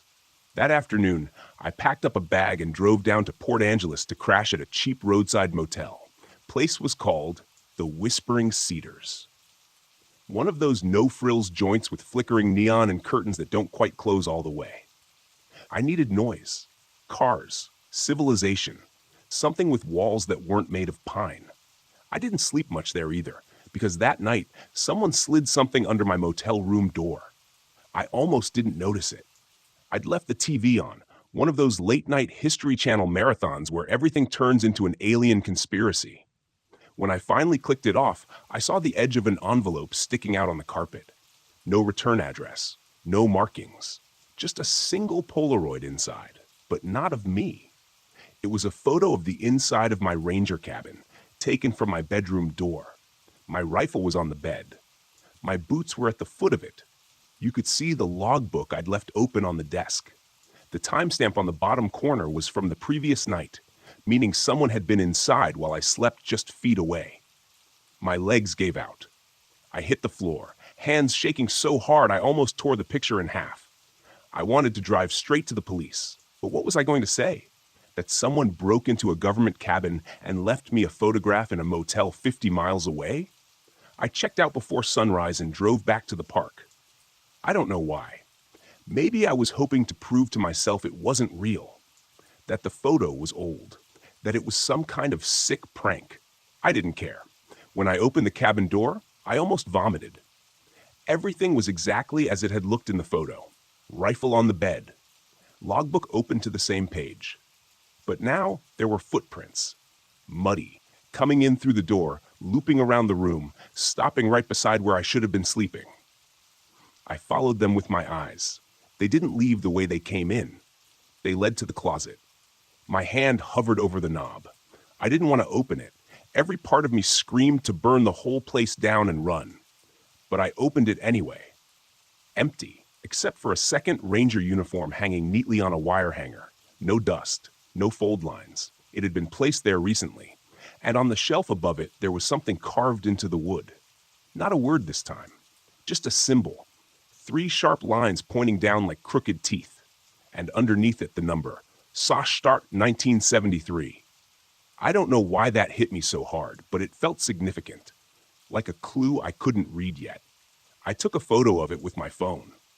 First time I'd used the damn thing in days. That night, I made a decision. I needed answers. I remembered Charlie, the older ranger, the one who'd recognized Gilroy's name. He'd been around forever, long before most of us. Quiet guy, paranoid, but sharp. Lived up north near Sekiu in this little trailer with solar panels and no Wi-Fi. Total off-grid hermit. I drove up the next day. When I pulled into his gravel driveway, he was already standing outside, arms crossed. He looked like he hadn't slept. I was wondering how long it would take you to show up, he said, deadpan. I didn't say anything, just held up the picture of the carving, the 3 lines, the number. Charlie's face went pale. He didn't invite me inside. He just walked around back, grabbed a rusted metal tin from under a loose board on the porch, and handed it to me. Inside were old newspaper clippings, some yellowed, others water damaged, all about Olympic Park, and they all had one thing in common: rangers missing, always alone. One headline read, "Local ranger disappears without a trace." Last known location, Devil's Throat. Date, 1973. There was a photo, black and white, blurry. The man in the shot was standing in front of a fire pit. Same posture, same stiff stance, same wide-brimmed hat. Under the photo, in small type, Ranger Martin Gilroy. Charlie lit a cigarette with shaking fingers and said, he was never found. Search went on for weeks. No prints, no gear, just his name badge nailed to a tree. I asked him how he knew all this. He looked at me, dead serious. Because I saw him last month. Same place you did. He hasn't aged a day. He exhaled and said 5 words I'll never forget. Gilroy doesn't live alone anymore. Charlie wouldn't say more after that. I tried asking questions. What happened to Gilroy? What does the symbol mean? Who else knows? But he just stared off into the woods behind his trailer. Cigarette burned down to the filter, lips tight. It was like something in him had already decided I was too far gone to help. Before I left, he pressed an old laminated map into my hands. It was brittle at the corners, smelled like mildew and sweat, and had faded red markings drawn all across it. Circles, X's, dates. Some went back decades. Stay away from the places marked with the symbol, he muttered. If you see a second set of your own footprints, turn around. Don't follow the calls. Don't answer if it says your name. I asked what he meant by it. Charlie went back inside without a word. I drove off and pulled over a few miles down the road to study the map. Most of the marks were deep in the backcountry along trails that had since been shut down or renamed. But one of them, one of the red X's, was less than a mile from my station. Gravedigger's Hollow. I'd been there just once. No real trail, just a collapsed mine shaft from the turn of the century, tucked into a ridge of moss-covered stone, supposedly sealed after a rockfall. Nothing but stories and old warnings. But I couldn't stop thinking about the photo from 1973. Gilroy standing near the fire pit, just like I'd seen him, just like he'd been standing when he watched me sleep. I waited until dusk before heading out. I didn't tell anyone. I packed the map, a flashlight, a sidearm, and a flare gun. Left a note taped to my bunk, just in case. If I'm not back by sunrise, don't look for me. Call state troopers and send them to Gravedigger's Hollow. The trail was overgrown, brush thick as a wall, trees hanging low like they were trying to hold me back. By the time I reached the ridge, it was almost full dark. My breath fogged in front of me. The air stank of mildew and something else, like burnt copper and wet fur. The mine shaft was still there, but it wasn't sealed anymore. The boards had been torn out, not rotted, ripped. Splinters splayed outward like claws had pried them loose. And in the dirt just outside the entrance, I found boot prints. 2 sets, one fresh, one older, but identical tread. Both were mine. I told myself it was a trick of the light. That maybe someone else wore the same boots. That maybe the ground had shifted. But then I heard it, that damn whistling. 3 notes, rising, slow. But this time, it was inside the shaft. I raised the flashlight and stepped forward. Just inside the mouth, someone had painted on the wall in black ash and soot the symbol, the 3 crooked lines pointing down. Below it, scratched in with something sharp, were the words, "You were supposed to forget." My light flickered. Not the battery dying, this was something else, like the shadows were interfering with it. Then, just ahead, maybe 15 feet in, I saw him, Gilroy, standing in the tunnel, unmoving, hat low over his face. His ranger shirt was torn open, pale skin visible underneath like bark peeled off a tree. His arms were stiff, fingers bloated. But it was the smell that hit me hardest. Rot. Years old, the kind of smell that lives in your nose for days. I aimed my sidearm at him. "Don't move." He didn't. I stepped closer, my light shaking in my grip. He didn't breathe, didn't blink. I was almost within arm's reach when I realized he wasn't looking at me. He was looking past me. I spun around. There was another ranger behind me. Same uniform, same stance. No face, just blank skin where the eyes and mouth should be, stretched taut like wet paper. Its chest heaved once, and the sound it made was not a breath. It was a laugh, low, broken, like air pushed through shredded lungs. I fired the sidearm twice. The thing didn't flinch. I turned and sprinted out of the shaft, crashing through branches, rocks tearing into my shins. I didn't stop until I saw the glow of my cabin lights in the distance, every muscle in my body screaming. When I finally collapsed inside, I slammed the door shut and dropped to the floor. That was 2 days ago. Since then, the radios haven't worked. The generator cuts out at night. My phone battery is dead and won't recharge. Even the solar pack won't hold a charge. And last night I woke up to breathing. Not mine. Slow. Wet. Clothes. Coming from under my bed. When I finally got the guts to look, nothing was there. But carved into the wooden slats beneath my mattress were 3 words, jagged and deep. "You're next, Ranger." I haven't left the cabin in over 30 hours. I don't know what time it is anymore. My watch stopped at 3:17 a.m. and hasn't ticked since. Every window is covered, every door locked, though I don't know why I bother. Whatever this is, locks don't seem to matter. The last time I looked outside, I saw movement. At first, I thought it was a hiker. Maybe help, finally. But then I saw the uniform. That same goddamn ranger outfit. It looked just like mine, except older, faded, as if time had worn through it, until only the idea of the uniform remained. He was standing at the tree line, motionless. Then another one appeared beside him. And another. 3 of them, all identical, all still. None of them moved. None of them came closer. They just watched. I tried the radio again. Static. I tried the flare gun, fired it into the sky like a last desperate scream. Nothing. That night, they got closer. I didn't hear them, didn't see them move. But when I woke up, muddy footprints circled the outside of the cabin. More than 3 now, dozens. Some small, some too large to be human. But all boot prints, all from Ranger issue gear. The door had scratches on it, deep, uneven. Like someone had dragged a nail or a key across the wood over and over. Not trying to get in, just reminding me they could.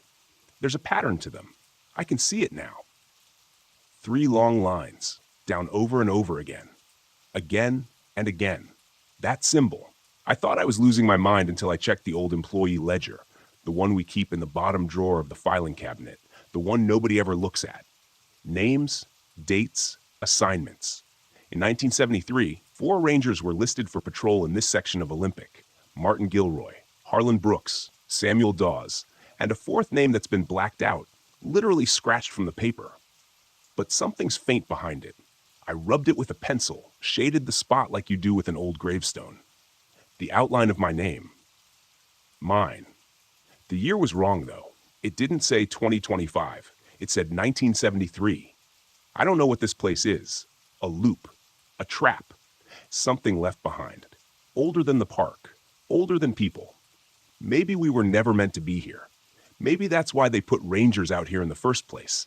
Not to protect the park from people, but to protect people from what's underneath it. I'm writing this on the backs of old trail maps, pages torn from the ranger manual. Anything I can leave behind because I hear them now. Inside.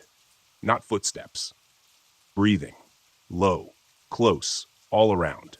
They've finally come in. I saw the door creak open. Not forced, just invited. Like the cabin itself was tired of holding them back. The last thing I saw before the lights went out was my reflection in the window. But it wasn't me. It was Gilroy. Smiling. Wearing my badge. If you find this, don't come looking. Don't answer if they call your name. And whatever you do, don't put on the hat.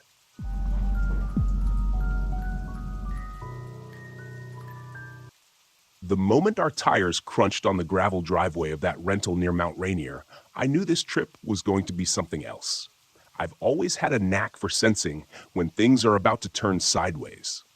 Maybe it's the Montana in me, or maybe it's just because I've read too many creepy novels. Either way, as I looked out at the dense Washington forest that surrounded us, I felt an itch at the back of my mind. My friends were a mix of excitement and exhaustion as we unloaded our bags.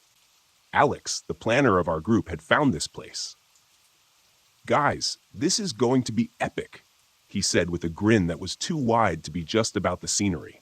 Sarah, the skeptic, rolled her eyes but couldn't hide her curiosity. And then there was Mark, always ready for anything, camera in hand. We were greeted by Michelle, our rental host, who had the rugged, weathered look of someone who'd spent her life outdoors. She was across the street tending to a horse in a pasture that seemed to stretch into infinity. "Welcome," she called out, her voice carrying a hint of something I couldn't quite place. Intrigue, maybe. We all walked over to greet her, eager to stretch our legs and get to know the place. Michelle had a way about her that was both disarming and slightly unnerving. She offered to show us around her property, and we eagerly agreed. The place was more than just a house. It was a slice of untouched wilderness, complete with more horses and a smattering of other animals. But it was when we crossed over to her backyard, past her quaint wooden house, that things started to get interesting. Michelle gathered us in a circle, her eyes glinting with a mix of mischief and excitement. "So, do you guys want to go back home with a story?" she asked, her voice dropping to a whisper. How could we say no? We followed her past a barn, walking into a part of her backyard that was more forest than garden. The ground was soft underfoot, the air thick with the scent of pine and earth. About 100 feet in, Michelle stopped. "Stop. Look down," she instructed. At our feet was a footprint, but not just any footprint. It was massive, easily twice the size of my own, and oddly shaped, wider and longer than any humans could be. And there were toe imprints, clear as day. "This," Michelle said, a serious tone replacing her earlier playfulness, "was made by a Sasquatch." A Sasquatch. The word hung in the air like a challenge. I glanced at my friends and saw their expressions mirror my own, a mix of disbelief and curiosity. Michelle went on to tell us how she found the imprint, and then, almost as an afterthought, how she had come to own this land and the property across the street where we were staying. Her voice took on a somber note. You might think I'm crazy, but if I knew about their existence, I would have never moved here. Do you want to see more? There was a collective pause, a moment where we all considered the sanity of following this path. But adventure has a way of tipping the scales. We nodded, and Michelle led us deeper into the woods. As we walked, the forest seemed to close in around us. The chirping of birds and the rustling of leaves were the only sounds that accompanied our footsteps. I felt a shiver run down my spine, the kind you get when you realize you're part of a story much bigger than yourself. And as the shadows lengthened around us, I couldn't shake the feeling that we were not alone. We ventured further into the dense Washington woods. I felt an uneasiness creep up my spine. I've been in plenty of wild places, but there was something about these woods, shrouded in twilight, that felt different. The trees loomed over us like silent giants, their branches casting long, strange shadows that danced in the breeze. Michelle led us with a confidence that only comes from someone who knows every inch of their land. She was part guide, part storyteller, weaving a narrative that was as captivating as it was unsettling. We were deep in her territory now, far from the comforts of the rental. Here, Michelle said, stopping suddenly. She pointed at the ground to a cluster of sticks. They were arranged in a way that was too deliberate to be the work of nature. I laid these out earlier today. Look how they've been moved. We circled around the sticks, the air thick with intrigue. The arrangement was peculiar, like a cryptic message left by an unknown hand. Michelle's theory was that the Sasquatch were mischievous creatures, fond of small pranks like this. It was hard to digest, but out here in the embrace of the wilderness, anything seemed possible. As we walked on, I couldn't shake off the feeling of being watched. The forest had a presence, a personality almost.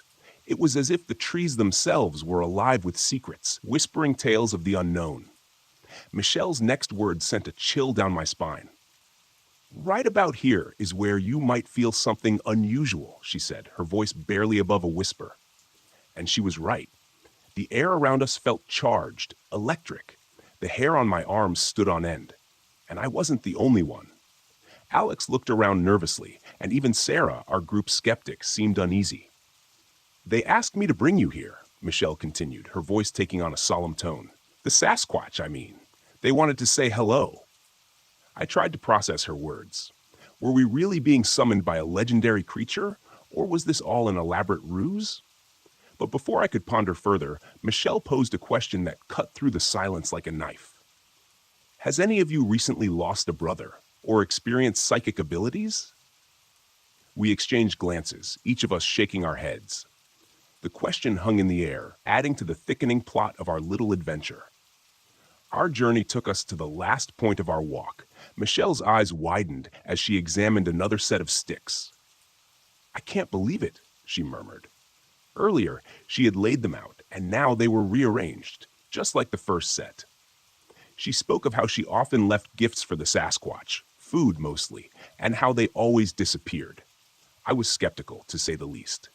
I've spent enough time in the wild to know that plenty of creatures could be responsible for missing food. But there was something in Michelle's conviction that made me question my doubts. Just when I thought things couldn't get any stranger, we heard it, a sound that defied description. It was distant but clear, a bizarre chorus of hoots and laughs unlike anything I've ever heard. Michelle's face lit up. That's them, she said with certainty. The Sasquatch. We stood there in the heart of the forest, listening to the haunting melody of the wild. It was a moment suspended in time, a crossroads between the known and the unknown. As we made our way back to the cabin, the forest seemed to whisper its secrets, leaving us with more questions than answers. Back at the rental, the night had wrapped itself around the cabin like a dark, enigmatic blanket. We sat on the porch, nursing our drinks, each lost in thought. The conversation swirled around our bizarre encounter, theories tossed back and forth like a game of catch. Alex was all in, buying every word Michelle had said. Sarah remained skeptical, her brows knitted in doubt. And Mark, well, he seemed more interested in capturing the perfect night shot of the woods than joining our debate. The thing about the wilderness is, it has a way of stripping down your beliefs, leaving you raw and open to possibilities you'd scoff at in the light of day. And right then, under the vast starry sky, I felt that vulnerability. "I'm going back out there," declared Alex suddenly, his voice cutting through the night. "I have to see this for myself." Mark, ever the adventurer, didn't hesitate to join him. I watched them disappear into the tree line, their flashlights bobbing like will-o'-the-wisps in the darkness. Left alone, I felt a strange sense of solitude. I wasn't up for chasing shadows in the woods. Instead, I rolled a joint and settled into the quiet, letting the serene beauty of the Washington wilderness wash over me. The cabin, with its warm lights and rustic charm, felt like a sanctuary. But the stillness of the night was deceptive. As I sat there, lost in the tranquility, it happened again. That sound, distant but unmistakable. The eerie, almost otherworldly call that Michelle had attributed to the Sasquatch. It started as an owl's hoot, morphing into that bizarre, monkey-like laughter.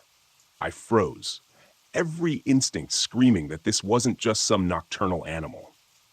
There was an intelligence in that sound, a deliberate communication that transcended the barriers of the known world. I wanted to dismiss it, to rationalize it as the trickery of the night. But sitting there alone in the vastness of the wilderness, I couldn't.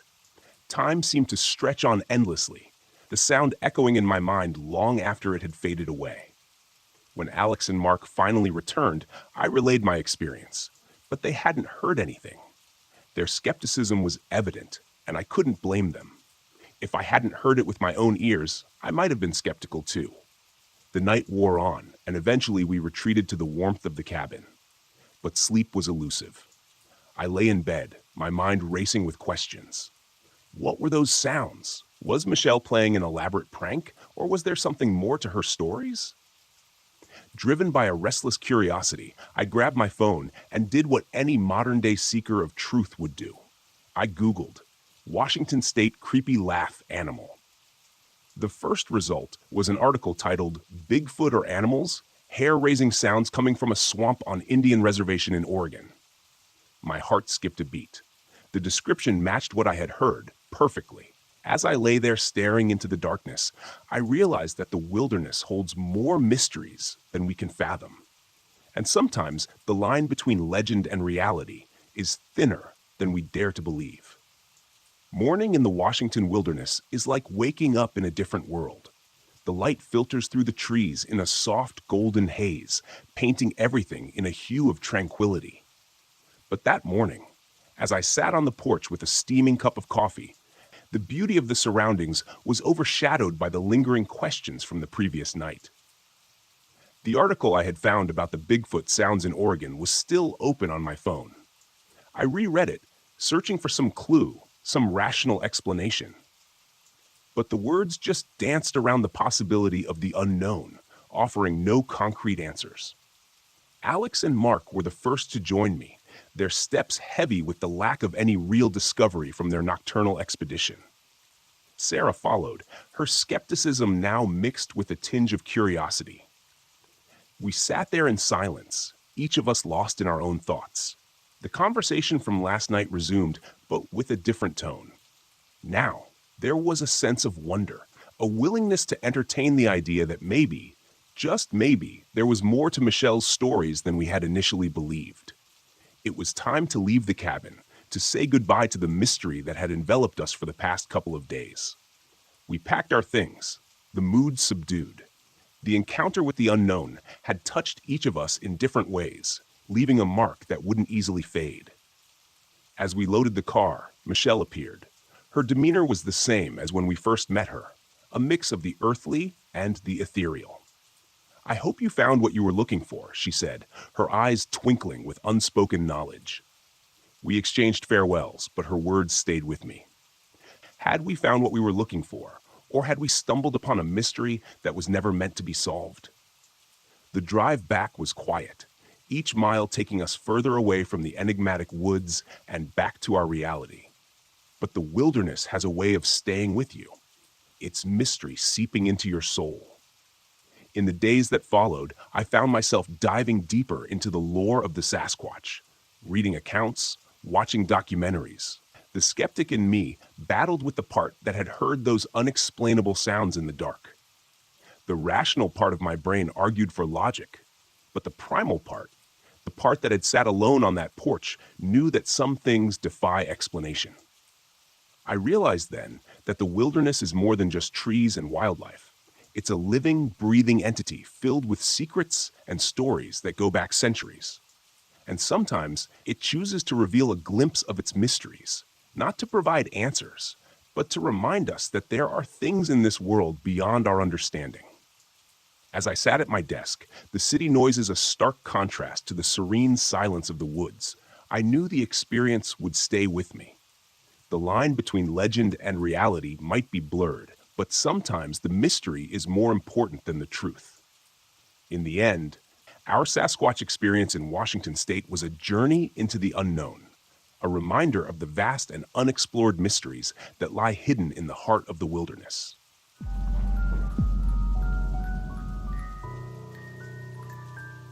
This trail has been closed since 1986. I found out why. I've been a park ranger for almost 5 years now, and I thought I'd seen everything. Drunken campers, lost hikers, black bears pawing through dumpsters, even the occasional cryptic scratch mark on tree trunks that someone swore was from a mountain lion, despite the fact that we haven't had those around here in decades. But last month, I found something that's been gnawing at my brain ever since. It was late October, just before the snow really starts coming down in the northern Rockies. I was pulling solo duty at Pine Haven National Park, a massive stretch of wilderness in Montana that doesn't get nearly as many visitors as places like Glacier or Yellowstone. It's quieter, less polished, and honestly, it's my favorite post. That night, I was supposed to patrol the Eastern Ridge trails, make sure no idiots were sneaking into camp without permits. We'd had issues before, college kids from Missoula thinking they're invincible, ignoring the warnings about early snow, or worse, the missing persons reports that still trickled in every couple of years. I was finishing up my thermos of gas station coffee, sitting in the cracked leather seat of the Ranger truck, when the radio crackled. Unit 4, you copy. I grabbed the mic. Yeah, this is 4. Hey, got a report of a light on the Elk Ridge Trail. Thought you should check it out before you clock out. Probably nothing.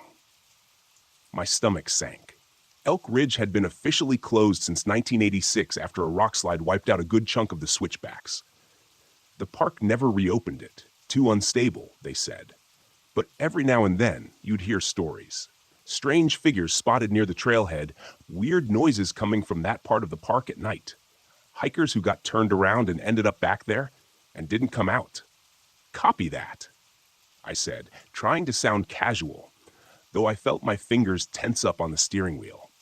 I headed east, bumping along the dirt road, pine trees crowding in on both sides. The further I drove, the more isolated it felt, the kind of isolation that makes your skin crawl. I couldn't help but glance in the rearview mirror every so often, half expecting to see headlights behind me, though I knew no one else should be out here. When I reached the Elk Ridge trailhead, I killed the engine and stepped out.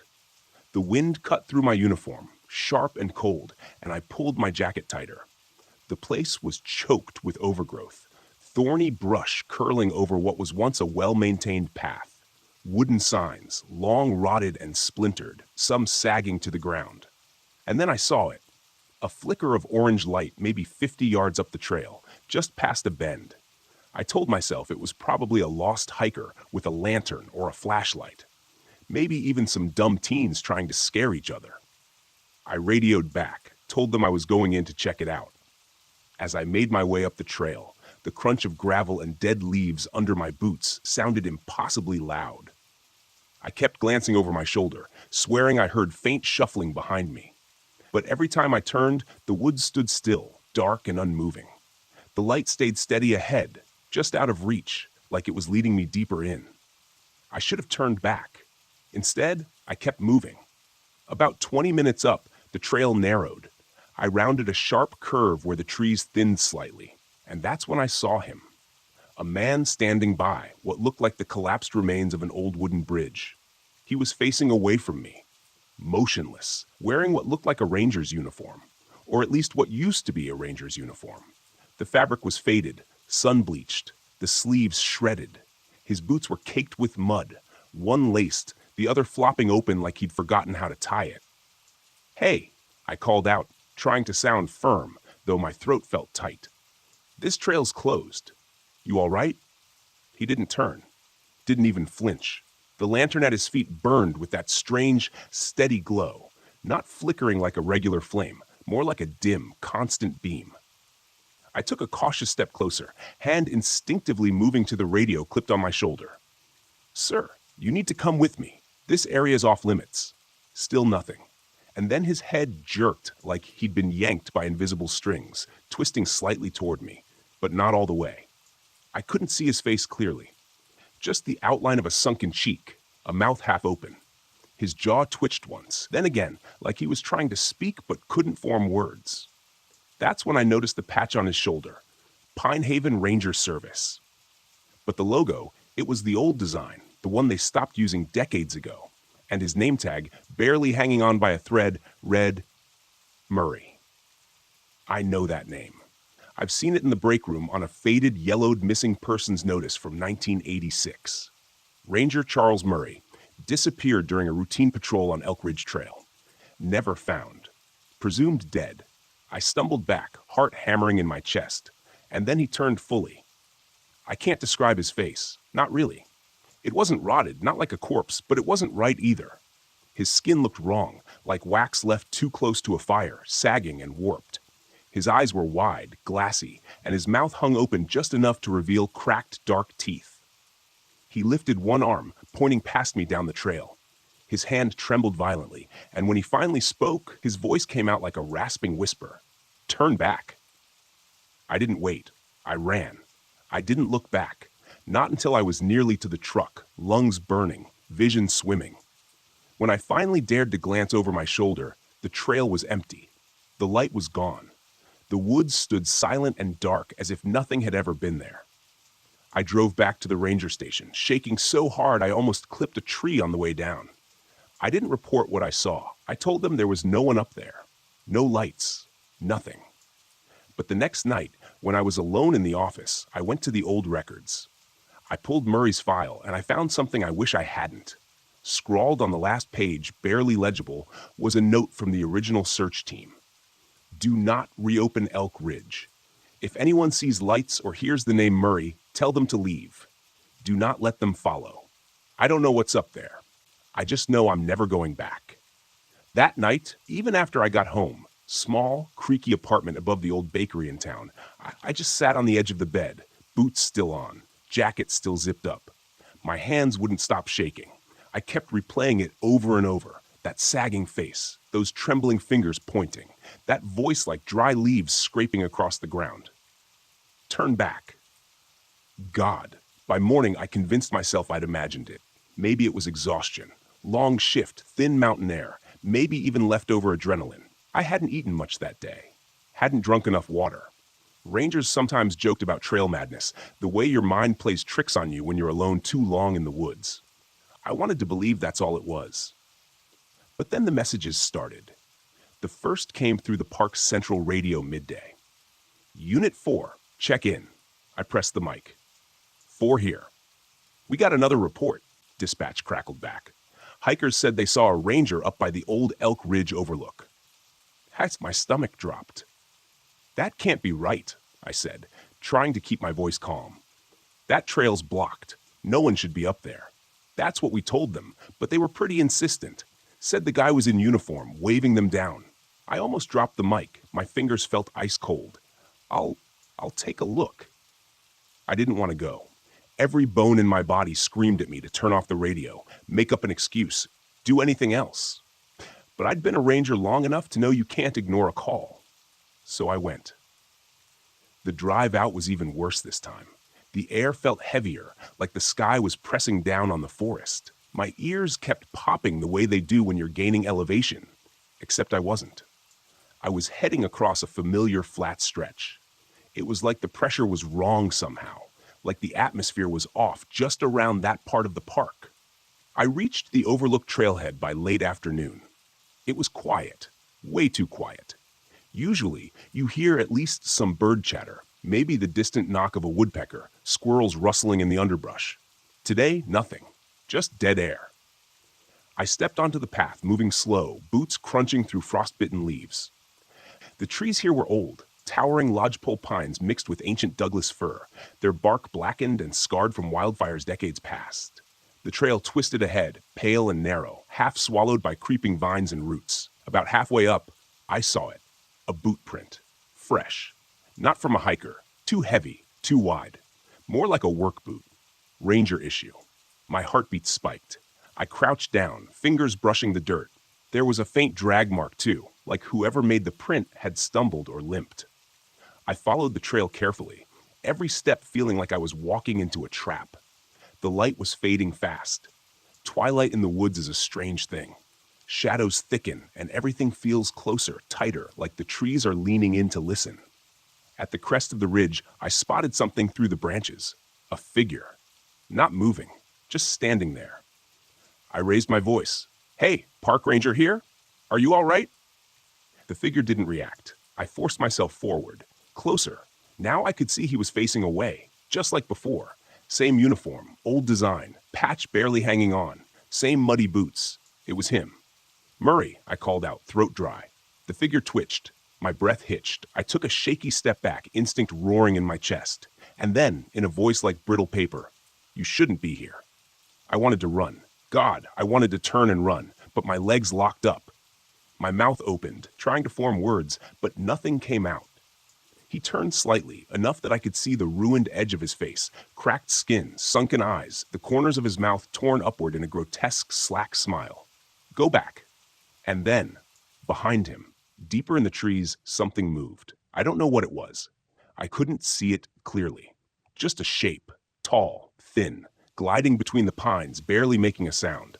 My brain scrambled, trying to make sense of it. Another person? An animal? But no, it was too tall, too smooth. Almost human, but not. I stumbled backward, heart hammering against my ribs. Murray's head snapped toward the movement, and for the first time I saw something flicker across his ruined face. Panic. He lifted one arm, pointing frantically at me. "Go." That broke the spell. I turned and ran.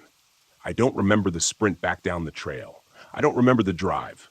I just remember bursting into the ranger station, slamming the door behind me, chest heaving, lungs on fire. One of the other rangers, Sarah, looked up from her paperwork. "Jesus, you look like hell. What happened?"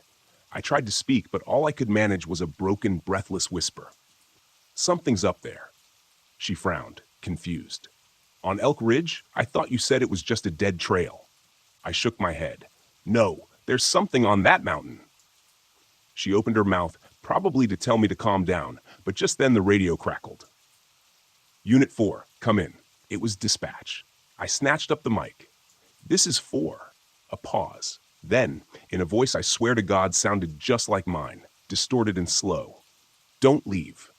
I dropped the mic. Sarah's face went pale. We both just stared at each other. The static from the radio filled the room, the words echoing in the back of my skull. Don't leave. I didn't sleep that night either. And I knew, deep in my gut, this wasn't over. I didn't go into work the next day. I told them I was sick, called Sarah early, voice shaking, said I had chills, fever, whatever I could think of. She sounded surprised but didn't push. Honestly, I think she was relieved. Maybe she thought I needed a break after the weirdness yesterday. But the truth is, I didn't want to be anywhere near the park. I stayed holed up in my apartment, blinds drawn, sitting on the couch with the TV on, just for background noise. Netflix played some dumb cooking show on loop, but I wasn't watching. I just sat there staring at the wall, replaying everything over and over. Murray's face, that thing behind him moving through the trees, the voice on the radio. My voice, warped and slow, telling me, don't leave. By evening, I thought maybe I was cracking up. I even Googled stress-induced hallucinations, paranoia, auditory distortions, anything to explain what was happening. Maybe it was burnout, or maybe I just spent too much time alone in the woods. I was halfway convincing myself of that when my phone buzzed. Unknown number. Against my better judgment, I answered. Hello? At first, just static. Then a faint voice, barely audible over the hiss. Come back! I slammed the phone down so hard it bounced off the coffee table. I didn't sleep again. By 3 a.m., I was pacing the apartment, sweaty, jittery, jumping at every creak and car passing outside. I knew I couldn't stay like this. I needed answers. And there was only one place I was going to get them. By dawn, I was driving back toward Pine Haven. I kept telling myself I wasn't going to do anything stupid. I'd just swing by the ranger station, pull the old files, maybe talk to some of the senior guys. Hell, maybe I'd even tell Sarah what was going on. She'd seen how shaken I was. Maybe she'd believe me. But as soon as I pulled into the lot, I saw the station door hanging open. My stomach knotted. I killed the engine, stepped out carefully, listening. The place was quiet, except for the soft rattle of the wind through the flagpole. Hello? I called softly. Sarah? No answer. Inside, the lights were flickering. Papers were scattered across the floor. Chairs knocked over. Someone's coffee mug lay shattered on the ground. Dark liquid pooled beneath. I edged toward the back office, where we kept the records. My boots crunched softly over the mess. I reached for the handle and froze. On the door, scratched deep into the wood, were the words, "Stay away from the ridge." My breath hitched. I pushed inside. The office was a disaster zone. Filing cabinets yanked open, folders whipped apart. But one thing caught my eye. An old cardboard box shoved into the corner, half buried under loose files. I dragged it out. Inside were photographs, yellowed, curling at the edges. Black and white shots of the park from decades ago. Rangers standing proudly at trailheads. Groups posing near waterfalls. Smiling faces by the old ranger station that had burned down years ago. And then, near the bottom, I found something different. A photo of Murray. He looked younger, clean-shaven, smiling awkwardly at the camera, one hand resting on a tree trunk. But behind him, just barely visible, was a shadow. Not a trick of the light. Not a person. A shape. Tall, thin, smooth. Almost human. I felt a cold sweat break out down my back. My fingers trembled as I pulled out another photo. This one from a search party. Rangers standing in a line, flashlights pointed into the dark, faces tense. Again, in the distance, the shape, watching. I slammed the box shut. That's when I heard the bang.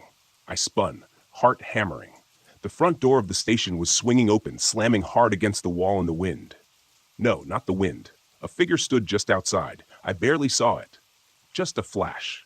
Ranger uniform, faded, ragged, face pale and sunken. Murray. He stood there, half shrouded in shadow, one hand raised, trembling. I could barely hear it, but his lips moved. Behind you. I turned, chest clenching, and saw for the briefest moment the reflection in the office window. Tall, thin, smooth, no face, no eyes. It was right behind me. I didn't think. I bolted, ran straight out the back door through the trees, stumbling over roots and brush, branches clawing at my arms and face. I didn't stop. I didn't look back. I just ran. By the time I reached my truck, my breath was coming in sharp, ragged gasps. I fumbled with the keys, heart pounding so hard it felt like it was about to crack my ribs open. When I finally peeled out of the lot, tires skidding over gravel, I dared a glance back at the station. Empty. No figure. No shadow. But just as I turned onto the main road, I saw something in the rearview mirror. For a split second, standing at the edge of the trees. Tall, thin, smooth. Watching. I don't know what it wants, but I know it's not done with me yet. I didn't go home. After I tore out of the Pine Haven lot, I just kept driving. Past the park boundary, past the small grocery store where the locals buy their bait and beer. Past the gas station that always smells like burnt coffee. I didn't even know where I was headed. I just needed to move. By the time I stopped, I was 2 hours south in a Walmart parking lot, hands shaking on the steering wheel, chest tight like I'd been holding my breath the entire drive. I sat there as the sun dipped behind the mountains, watching families shuffle in and out of the store, listening to the faint, hollow hum of some teenager's bass-heavy music thumping from a nearby car. It should have felt normal. It should have been comforting, but it wasn't. Even here, surrounded by people, I felt it. Like something was standing just out of sight, just beyond the corners of my vision, watching, waiting. I pulled out my phone, scrolling aimlessly, looking for something to ground me. I even pulled up Murray's missing person file again, rereading the details, like maybe I'd missed something. Patrol gone wrong, radioed in his location, never returned, declared missing after 48 hours. Except they did find something. I dug back into the search reports I'd photographed earlier, flicking through the images until I found the small, crumpled note they'd logged. Do not let anyone follow. What the hell did that mean? Was Murray warning me? Or was he part of this? Now I sat there, the question swirling in my brain like dirty water down a drain, until my phone buzzed in my hand. Unknown number. Again. I froze for a long moment, just staring at the screen. The little green accept button seemed to pulse like a heartbeat. Against every ounce of common sense, I answered. Hello? No static this time, just breathing. Slow, shallow, wet sounding. Then a whisper, low and cracked, like someone speaking through a broken mouth. You're already marked. My stomach lurched. I hung up so fast I nearly dropped the phone. For a few minutes, I just sat there shaking, trying to slow my breathing. I wanted to call someone, a friend, another ranger, even the sheriff. But who the hell would believe me? Hi! Yeah! I think a dead ranger and some faceless thing are following me. Yeah, that'd go over well. Instead, I forced myself to think. If whatever this was had attached itself to me, how did I break it? The only thing that made sense was going back. I didn't want to. God, I did not want to. But if I just kept running, how long before it found me anyway? I waited until full dark before I turned the truck around. The highway back to Pine Haven was a black ribbon, winding through endless pine and spruce. Every now and then, headlights from an oncoming car would flash by, momentarily lighting the trees, making me jump every time I thought I saw movement at the edge of the road. By midnight, I was back at the park boundary. The gates were closed. I parked the truck, killed the engine, and stepped out into the cold. The wind whispered through the trees, sending dry needles skittering across the pavement. Somewhere far off, a lone owl called. The rest was silence. I climbed the locked gate, boots slipping slightly on the icy metal, and dropped down on the other side. The park stretched out ahead, dark and still. My breath puffed out in clouds as I hiked toward the trailhead. And then, a light just ahead. Flickering orange. Lantern light. I crept forward slowly, heart pounding in my chest, every instinct screaming at me to stop. And there he was, Murray, standing at the mouth of the Elk Ridge Trail, same tattered uniform, same ruined face. He raised one hand, trembling, and for the first time I saw his eyes clearly. They were wide, terrified, not at me, but at something behind him. He mouthed one word, run, and then I heard it, a dragging sound like something impossibly tall sliding through the trees, not walking, not stepping, gliding. I stumbled back, but my boots slipped on the frost and I hit the ground hard, breath knocked from my lungs. From where I lay, I could just barely see past Murray, and in the shadows beyond, it was there. The shape, tall, thin, smooth, no face, no eyes, no mouth, but I felt it watching me. It raised one long, impossibly thin arm and pointed not at me, at Murray. Murray turned sharply, mouth opening in a silent scream, and in an instant he was gone, like smoke sucked into a vacuum. No sound, no flash, just gone. I scrambled to my feet, sprinting back toward the gate, lungs burning, legs shaking. I could hear it behind me. Not footsteps, but a pressure. A pull, like the very air was bending, warping, chasing. I didn't stop until I hit the gate, nearly falling as I climbed over, tearing my jacket on the barbed top. When I landed on the other side, I didn't look back. I ran straight for the truck, slammed the door, and peeled out onto the highway, tires screeching. And for a long time, I just drove. I don't remember how long, maybe hours, maybe all night. But by the time I stopped, the sun was just starting to rise, pink and gold creeping over the mountains. I sat there shaking, staring at my reflection in the rearview mirror. And for a moment, just a moment, I thought I saw something move in the back seat. But when I turned, the seat was empty. I don't know what it wants, but I don't think I left it behind. I didn't go home. I couldn't. The thought of stepping into my dark, narrow apartment, drawing the blinds, turning off the lights, it made my skin crawl.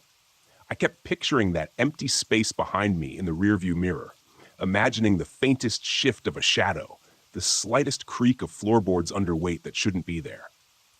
So I drove. All morning, all afternoon. I pulled through Starbucks twice, not because I was hungry, but because the chatter of the workers, the hiss of the espresso machine, the ambient noise, it made me feel normal for brief moments. I didn't tell anyone. Not Sarah, not my supervisor, not the sheriff. Hell, not even the guy at the drive-thru window who gave me a second cup by mistake and joked, "Long night, huh?" If I opened my mouth, it all comes spilling out. And I didn't know how to explain it without sounding insane. By early evening, I found myself parked outside a Walmart again, this time in a neighboring town. I watched shoppers push carts stacked with bottled water, toilet paper, snacks, garden mulch, just everyday, boring stuff. I craved that mundanity like oxygen. My phone buzzed, blocked number. I squeezed it in my hand so hard I thought the screen would crack. My thumb hovered over the decline button, but I didn't press it. It stopped ringing. And then a text. "You can't run." No punctuation. No capital letters.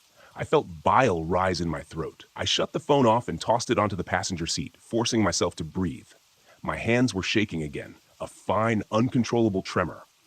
I ran my palms over my face, willing myself to think, to do something. I didn't know what. Then, tap, tap, tap. I jolted. Someone was at the window. A man, mid-40s maybe. Scruffy beard, wearing a green hiking jacket and cargo pants. He smiled awkwardly when I jumped, holding up both hands like, "Sorry, sorry." I cracked the window. "Hey, sorry, man," he said, voice a little hoarse. "Didn't mean to startle you." "It's fine," I mumbled. "Just, are you a ranger?" His eyes flicked to the gear on my passenger seat, the Pine Haven jacket, the radio, the battered park map. "Yeah," I said warily. His face shifted, lips tightening.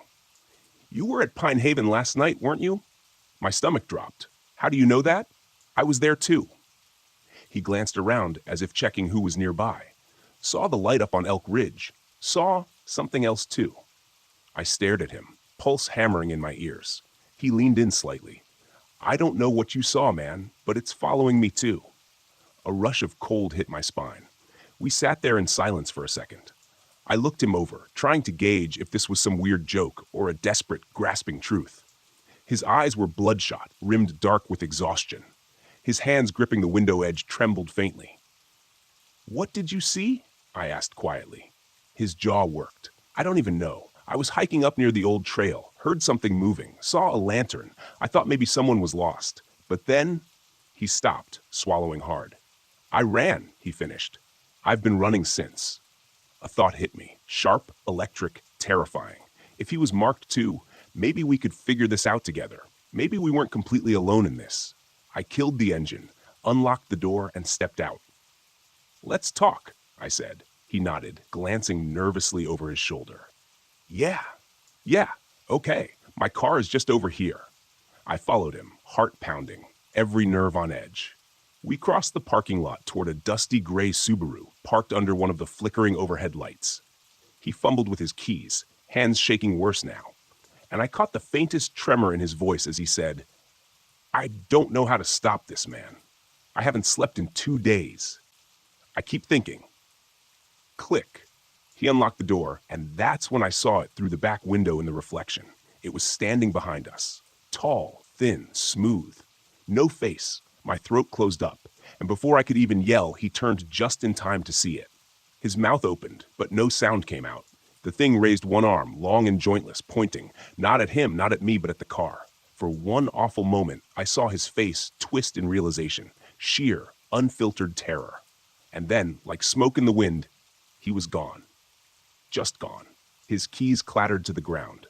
The only sound in the empty lot. I staggered back, chest heaving, heart in my throat. I wanted to scream, wanted to run, but my legs locked. The thing didn't move. It just stood there, watching, waiting, and then it raised its hand again, this time pointing at me. My vision blurred, and a roaring sound filled my head like rushing water. My knees buckled, and I dropped to the ground, gasping, clawing at the pavement as if I could hold onto the world. And then, as suddenly as it started, it was gone. The lot was empty. The Subaru sat there unlocked, abandoned, and I was alone. Alone, but marked. I don't remember how I got back to the truck. I don't remember starting the engine or pulling onto the road or even driving the first 20 miles. I just remember the feeling, that hollow, ringing emptiness inside my chest, like something had been scooped out of me.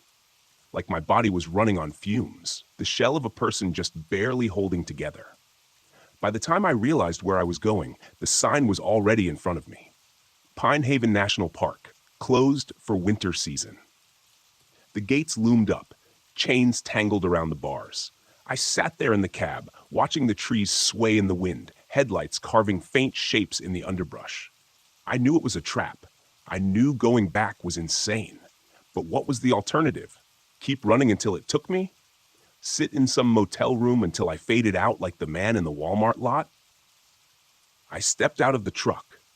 The cold hit me like a slap, sharp and biting, but it barely registered. My fingers worked numbly at the gate, pulling at the chains until they gave just enough for me to slip through. And then I was walking back toward Elk Ridge, back toward the trail that had been closed since 1986. The woods were silent, except for the faint whisper of wind. My boots crunched over the frostbitten dirt, the air sharp in my lungs. Every step felt heavier, like something was pressing against me. Not just the cold, not just the fear, but something bigger, thicker. Like the very air was closing in. I reached the mouth of the trail, and there, waiting, was Murray. Same sunken eyes, same tattered uniform, same trembling hand raised in warning. But this time I didn't stop. I stepped closer. His mouth opened, jaw shaking, that voice scraping out like dry leaves. "You can't." I shook my head. "I don't have a choice." His hand dropped. His shoulders sagged like some invisible weight had crushed the last bit of fight out of him. And then slowly, he turned. He walked ahead, lantern flickering dimly in his hand, leading me up the trail. I followed. We climbed higher, past the broken switchbacks, past the dead trees and overgrown brush, until we reached the ridge. The wind howled here, sharp and endless, rattling through the burned-out trees. And waiting at the top, it stood. Tall, thin, smooth. No face, no mouth, no eyes. But I felt its gaze lock onto me. For a moment, Murray stood between us, lantern shaking, shoulders tense. And then the thing lifted one long, jointless arm and pointed, not at me, at him. Murray's body jerked, head snapping up, mouth opening in a silent scream as his form began to unravel, pieces fading like ash in the wind. I lunged forward instinctively, reaching out. No. But my hand passed straight through him, catching only cold, empty air. In a heartbeat, he was gone, just like the others. And then the thing turned its hand, pointing at me. I fell to my knees, chest heaving, heart slamming so hard I thought my ribs would crack open. I could feel it pulling at me, the same unraveling force, the same hollow emptiness creeping into my bones. But then a voice, low, faint, right by my ear. "Run." I don't know how. I don't know where the strength came from. But my legs moved. I ran. I ran like hell, stumbling, crashing through the underbrush, breath burning in my throat. Behind me, I could feel the air twisting, warping, the forest bending in impossible ways. Trees groaned and split. The ground seemed to ripple under my feet. But I ran, all the way back down the ridge, all the way through the forest, all the way to the truck. I didn't look back. I couldn't look back. When I finally reached the truck, I slammed the door shut, fumbled the keys, and peeled out onto the main road, driving faster than I ever have in my life. The forest fell away behind me, dark and silent. I didn't stop. Not until I crossed the county line. Not until I saw the familiar glow of gas stations, fast food joints, Walmart, Costco, the real world bleeding back in, grounding me. But even now, even as I sit here in a crowded McDonald's parking lot, surrounded by people, music, lights, I can still feel it. Watching, waiting. I don't know why it hasn't finished the job. I don't know if it's done with me. But I know one thing. I'll never go back. Not to Pine Haven, not to Elk Ridge, not to that trail. Because some places, they were never meant to be reopened.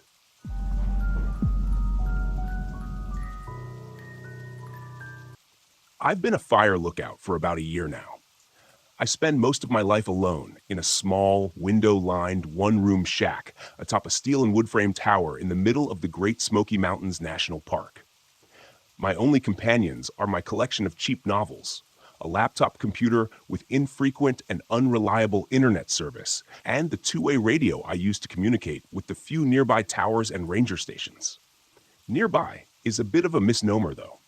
Using my high-powered binoculars, I can just barely make out Tower 12 on a clear day, situated several miles to my west. Tower 15, the next nearest to my location, only appears as a glint of sunlight to my east when the sun catches it just right.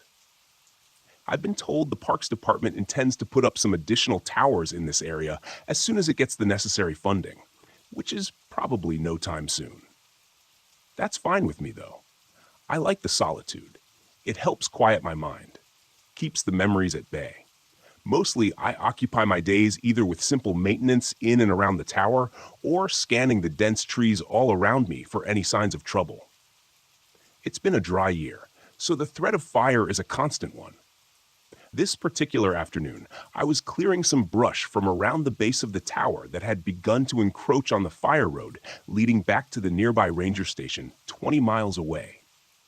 Even with the heavy suspension of the government-issued Jeep, the road was a harsh ride at the best of times. I had just finished dragging some brush cuttings off into the tree line when the radio clipped to my belt squawked. Tower 9. This is Tower 12. Do you copy? It was Billy Johnson, my supervisor. Nice enough guy, I suppose. Tended to leave me alone most of the time. I straightened up and stretched my back, wiping the sweat from my eyes with my forearm and keyed the microphone attached to my shoulder. Go for Tower 9, I replied as I replaced the shears and bow saw into the small storage shed near the base of the stairs. John, do you have eyes on a bit of smoke north of your position? Stand by, Billy, I said, snatching up my water bottle and jogging to the metal staircase that wound its way around the tower. I didn't bother locking the 8-foot chain-link fence surrounding my little compound. Chances were I'd be back soon enough. Reaching the top, I stepped through the trapdoor and onto the walkway that circled the cabin, closing it behind me. It was habit at this point. The last thing I needed was to take an errant step and tumble down through the open hatch. I'd probably end up breaking my neck. As I passed by, I reached into the open door of the shack and grabbed the binoculars hanging on a nearby hook. Rounding the railed corner of the walkway and turning my attention to the dark green blanket of trees stretching out before me, I saw the smoke almost instantly. A thin trickle of wispy white haze rose lazily above the canopy some distance off.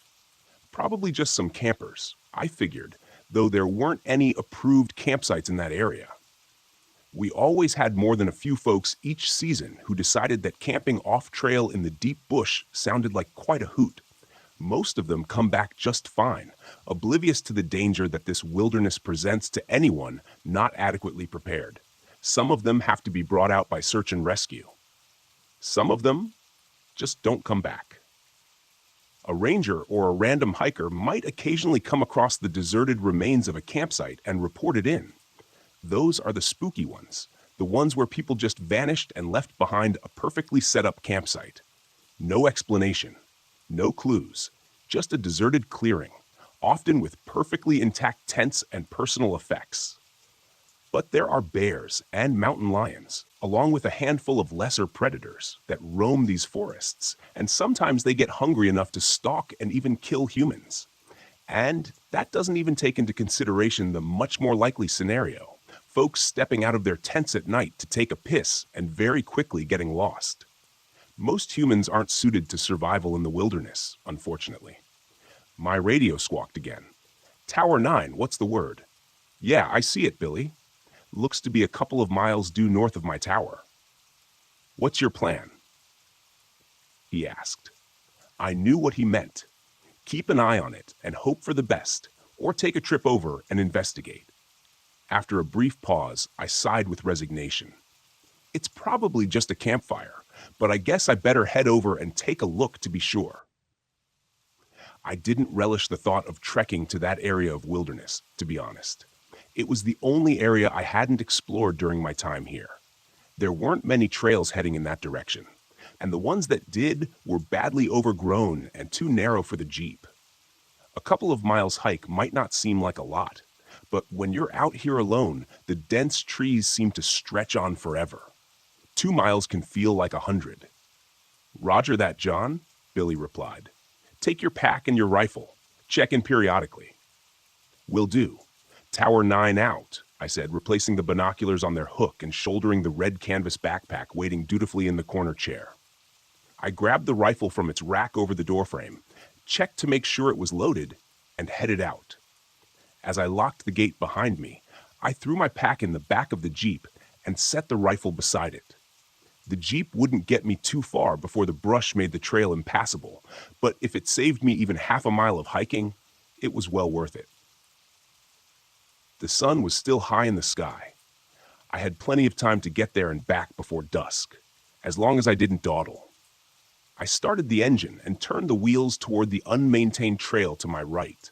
After only a few moments, the trees and canopy obscured any trace of the watchtower behind me. I was actually able to push the Jeep farther than expected, a pleasant surprise. I was probably a mile along the trail before it bent, and a massive pine lay across the path, much too large to go over. The dense underbrush around me ruled out the possibility of going around. I immediately lamented not bringing the chainsaw. Cutting it up and winching the pieces out of the way wouldn't have been too difficult and would have saved me a ton of trouble.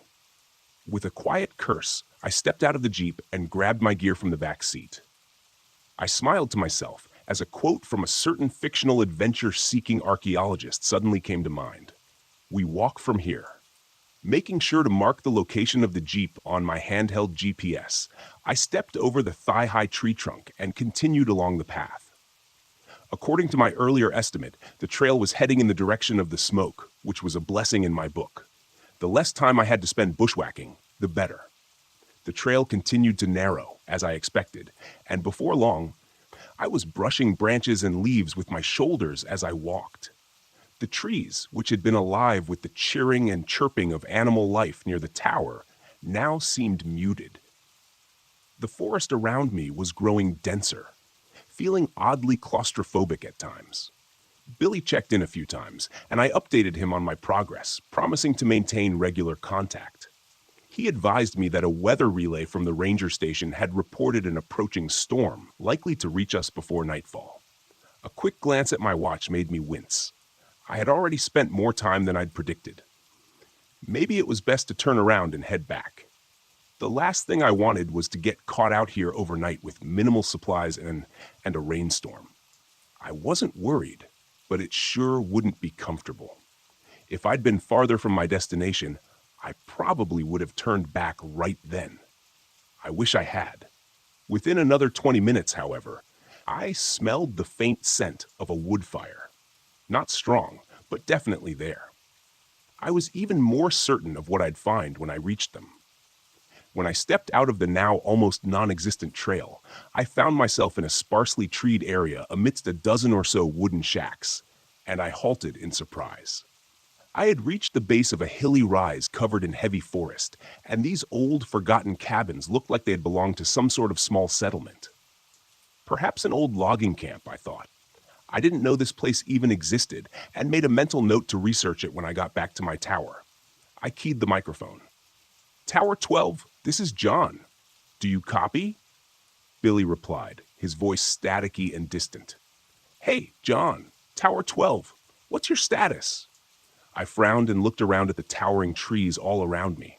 I suppose I was asking more out of the portable radio than was reasonable. I was lucky I still had any signal at all. "I found what looks like an old logging or trapping camp," I said, meandering among the decaying and derelict cabins. Most had collapsed roofs and were barely standing. "The campfire has to be nearby. I'm going to take a look around a bit more." There was a pause before Billy spoke again. "What's your current location, John?" I glanced at my handheld GPS and relayed my position. Another pause. "John, I think you should probably just turn back." "Come back." "Okay." You don't have many more hours of daylight left, and that storm looks like it's getting worse. Something in his voice sounded off, but I couldn't quite place it. Nervous, maybe? I couldn't blame him. My safety was his responsibility, and the idea of one of his lookouts being caught out in a storm overnight probably didn't sit well. Coincidentally, it didn't sit well with me either.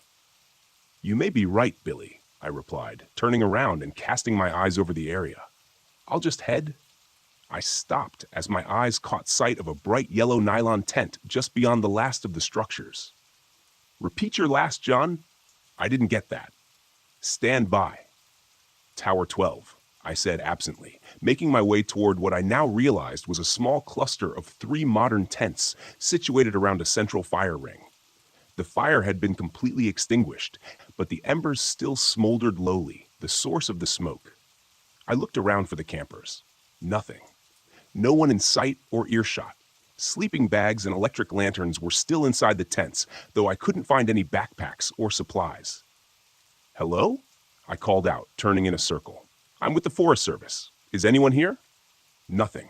Just the muted echo of my own voice. I was about to dump some dirt on the remaining embers of the campfire and call it a day when I noticed the narrow footpath leading toward the slope.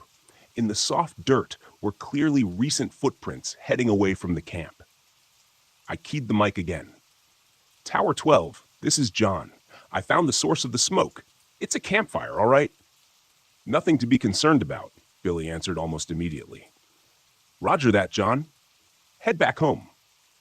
I paused a moment, curiosity pulling me toward the footpath. I'll be heading back shortly, Billy. Just want to check something out first. I wouldn't screw around out there, John, Billy replied, an edge to his voice. Better head back now so you can beat the storm. His last sentence didn't exactly sound like a suggestion. Something had him rattled. I hesitated before answering.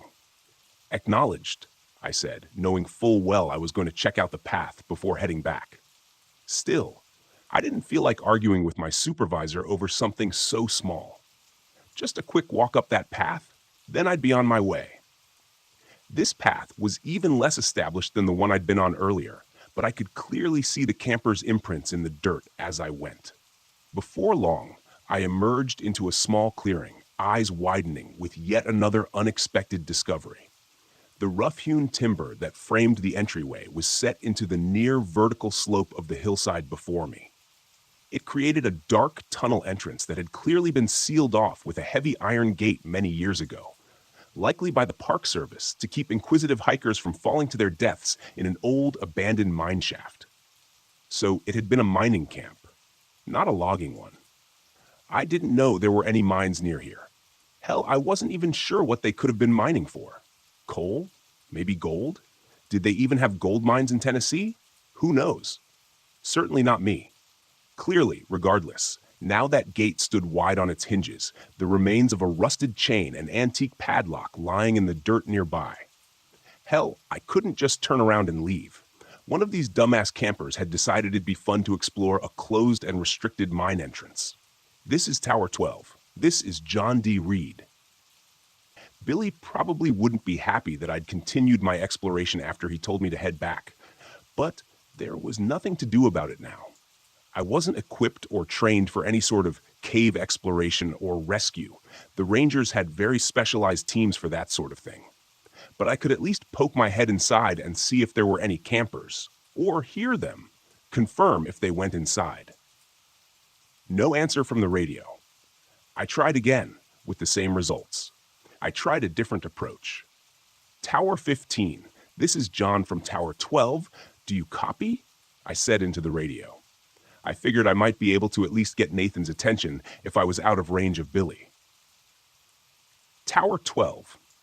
There was a burst of static that sounded like it might have contained the hint of a human voice, but it was too distorted and distant to make anything out. There was only a moment of indecision before I made up my mind. I knew it was reckless going into the mine, especially when my supervisor believed I was currently on my way back to the tower. But I had this nagging intuition that something might be wrong with the whole situation. Maybe someone was hurt and needed help. I couldn't just leave them there, knowing that I might be their only chance of rescue. In retrospect, I should have turned back and called it in to the ranger station. They could have mobilized the search and rescue teams that specialized in cave rescues. I should have. But I didn't.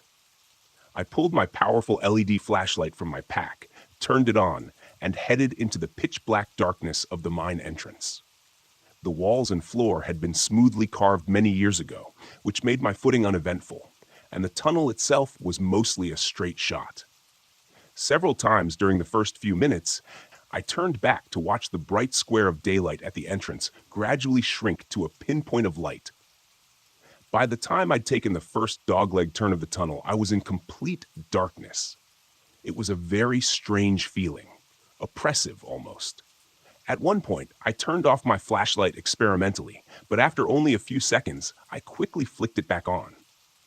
In that short time, my heart had been pounding in my chest, and some primal fear had begun growing inside me. It took a moment to calm myself. The darkness was absolute. It was almost as if you could feel it pressing in on you. My footsteps seemed much louder than they should have on the dirt floor, and the air was growing cold and damp the further I went. After another 100 feet or so, the smoothly carved tunnel ended abruptly in a wall of rubble. I couldn't tell if it was a cave-in at some point, or if this was simply where the miners stopped digging and hadn't bothered to remove the debris. But either way, it certainly appeared to be the end of the line. And then I saw it. I almost missed it because of the way the light and shadows played over the head-sized rocks strewn before me. But when I looked closer, I realized I was looking at a ragged hole in the wall. It was only 5 feet across or so, and definitely didn't look like the deliberate formation of the tunnel I was standing in now. It almost looked like the miners had broken into a natural void of some sort. Interesting. But there was no way in hell I was going in there. I was definitely not trained or outfitted for any sort of spelunking trip, and it didn't seem the sort of thing suited to the learn-as-you-go method. Just as I was turning back to make my way out of the mine, I heard the distant sound of voices echoing from the opening in the stone wall. The sound was faint, and may have just been my imagination, but I didn't think so. "Hello?" I called, pressing my face into the black abyss of the hole. "Can you hear me? I'm with the Park Service. I'm here to help you." Nothing. The air from beyond the breach was cold and smelled stale. Old. Wrong. It felt as if I didn't belong here. None of us did. There was a long moment of unbroken silence, and then I heard a voice again. Closer this time. "Did you hear that?" it said, presumably to a companion. It sounded like a young woman, nervous, uncertain. "Hello? Someone there?" That settled it for me. I carefully crawled through the opening into the space beyond. Shining my light around, I found myself in a small natural chamber, maybe 30 feet across, with an uneven ceiling of jagged rock that barely cleared my head. The first thing that caught my attention was the cracked lantern lying on the ground. It looked old. Very old. Maybe 100 years or more. A thick layer of grime and age covered its soot-blackened surface, and the glass was thick and uneven. Beside the askew lantern was a small leather-bound book, partially buried in the dirt and dust, with a moldering leather strap securing it closed. It looked like a journal. And without a thought, I tucked it into my backpack. Raising my light back up, scanning around the room. "Hello?" I called again. I didn't hear the voices anymore, but the narrow beam of my flashlight illuminated another tunnel in the far corner of this room, mired in darkness. "Can you hear me?" Once again, I got that feeling that something wasn't right. Then the voice came again. Closer this time. "Did you hear that? Hello? Is someone in here?" she asked, her voice trembling with apprehension. I hesitated, frowning. Something didn't seem right about the voice, but I couldn't put my finger on it. Before I could summon my words to respond, another voice called out. This time, it was clear. The voice of a young man.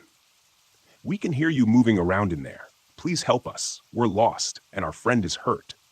"Hear me moving around in there?" I was shouting to them. I sure as hell wasn't trying to hide. Could they not hear me for some reason? I stepped forward to the secondary tunnel and raised my voice again. "I'm with the Forest Service. It was then, when I reached out to steady myself against the wall of the tunnel entrance, that my hand met something wet, and I recoiled in disgust, thinking I had just grabbed a handful of some subterranean slime. When I shone my light on it, however, it became very clear the reality was far worse. Blood. I stepped back, trying to keep the panic that was fighting to take control of my rationality at bay. I needed to keep a level head, for now. Panning my light around, I saw an astonishing amount of blood painting the wall and floor in front of me. Somebody had definitely been hurt, and badly. With blood loss like this, I wasn't sure I'd be able to stabilize them long enough to get rescue in here. What the hell happened here? And why did the hikers continue into the cave after one of them was injured this badly? Unless they lost their light and got turned around, there was no way for them to get lost. There hadn't been any branches to this tunnel since I first entered. All they had to do was turn around and walk until they saw daylight. The man's voice called again, colored with the unmistakable tinge of fear. What the hell is that? Hurry up, Becky. Take my hand. He seemed to be getting closer. At least if I could guide them to my voice, maybe I could get them out of here. Get to higher ground. Radio for rescue evac. They had a helicopter permanently stationed at the main ranger station. It could be here in 20 minutes if I was able to reach them. The woman's voice came again, and this time I froze. Did you hear that? Hello? Is someone in here? All at once, it hit me. The indescribable unease I had been mostly successful in repressing now fought back with renewed vigor. I realized in that moment what I had missed previously. The woman had repeated herself, twice now. No change in her inflection, no variation in emotion or urgency. It was exactly the same, down to the syllable. It was like I was listening to a recording. Did you hear that? Hello? Is someone in here? Repeated the male voice, now even closer. Hurry up, Becky. Take my hand. Below the words, I could hear the stealthy sliding of something over rocks. It seemed like it wasn't too far beyond the tunnel entrance now, but I wasn't going to wait for it to emerge from the darkness. I didn't think that what I'd see emerge from the darkness would be a couple of college kids who'd had a rough time of it during a weekend camping trip.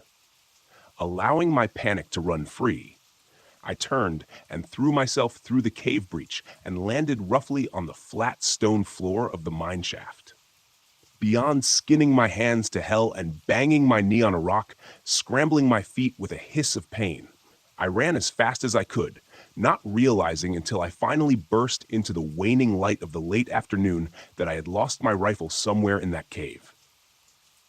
It was darker than it was when I first entered the mine, and a quick glance to the sky showed the angry black thunderheads that had moved in, as promised, much faster than I had expected.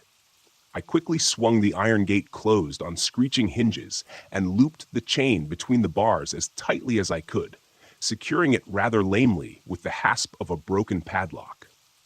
I stood there for a long moment, bent over with my hands on my knees, trying to catch my breath outside the mine entrance when I felt the first drops of the coming storm on the back of my neck. I straightened and looked through the bars of the gate into the ominous darkness beyond, realizing how ridiculous my barricade really was. It wouldn't do much good if something tried to get out, but at least it made me feel a little bit better. Until I heard the voice echoing from the mine shaft. Peh, getting closer. It was unmistakable. Uncanny. Hello, can you hear me? I'm with the Park Service. I'm here to help you. By the time dawn arrived the next morning, I had climbed down from my temporary shelter in the low boughs of the red cedar and tried to work out all the painful kinks from my stiff shoulders and neck. The night had not been kind to me, but I was alive, which is more than my fiercest mind expected after yesterday. The night had been harrowing. There was no better word to describe it. The rain hissed among the trees and stung exposed skin angrily, driven by the banshee wail of the wind rushing through the forest, accentuated by the chaotic flashing of lightning and the heart-stopping crack of thunder. Because of this relentless chaos, it's difficult to say with any certainty. But throughout the night, I thought I heard something large trying to move stealthily in the forest near my shelter. I say, trying, because it felt like whatever stalked through the underbrush was more at home in the unnatural, Stygian gloom of a cave than under the watchful eyes of nature. Of course, it could just as easily have been my imagination. In the first dim light of dawn, as it started to illuminate the sodden and dripping forest, I spent the better part of 20 minutes straining my eyes with every ounce of concentration as I scanned the gray woodlands around me. I was only 10 feet or so above the ground, but there was no way I was going to step foot from my hide until I was absolutely certain that I was alone. Once I was satisfied I was alone for the moment, I climbed down to the muddy ground. I tried the radio several times through the night and into the morning, but wasn't able to get even a burst of static that might indicate someone trying to respond. A combination of the storm and interference from the trees worked against me. My first thought was to get back to my Jeep as quickly as possible and run every drop of gas out of its tank, trying to get as far away from this place as I could. When I checked the GPS to see how close I was to its marked position, however, I found the unit unresponsive, with a disastrous crack across the screen that seemed to mock my dismay, probably caused by my less than graceful scramble from that damned cave. A rifle, no radio, no GPS. Perfect. I still had a compass and the rising sun to guide me, though, and that was something. I was only a couple miles from my tower, which should have been somewhere due south of where I stood. I knew that once I got close, I should be able to either find the service road or the tower itself, so there wasn't much danger of getting myself lost, at least. It was a small comfort, but one I gladly took. I moved through the trees and undergrowth with more speed and recklessness than I probably should have.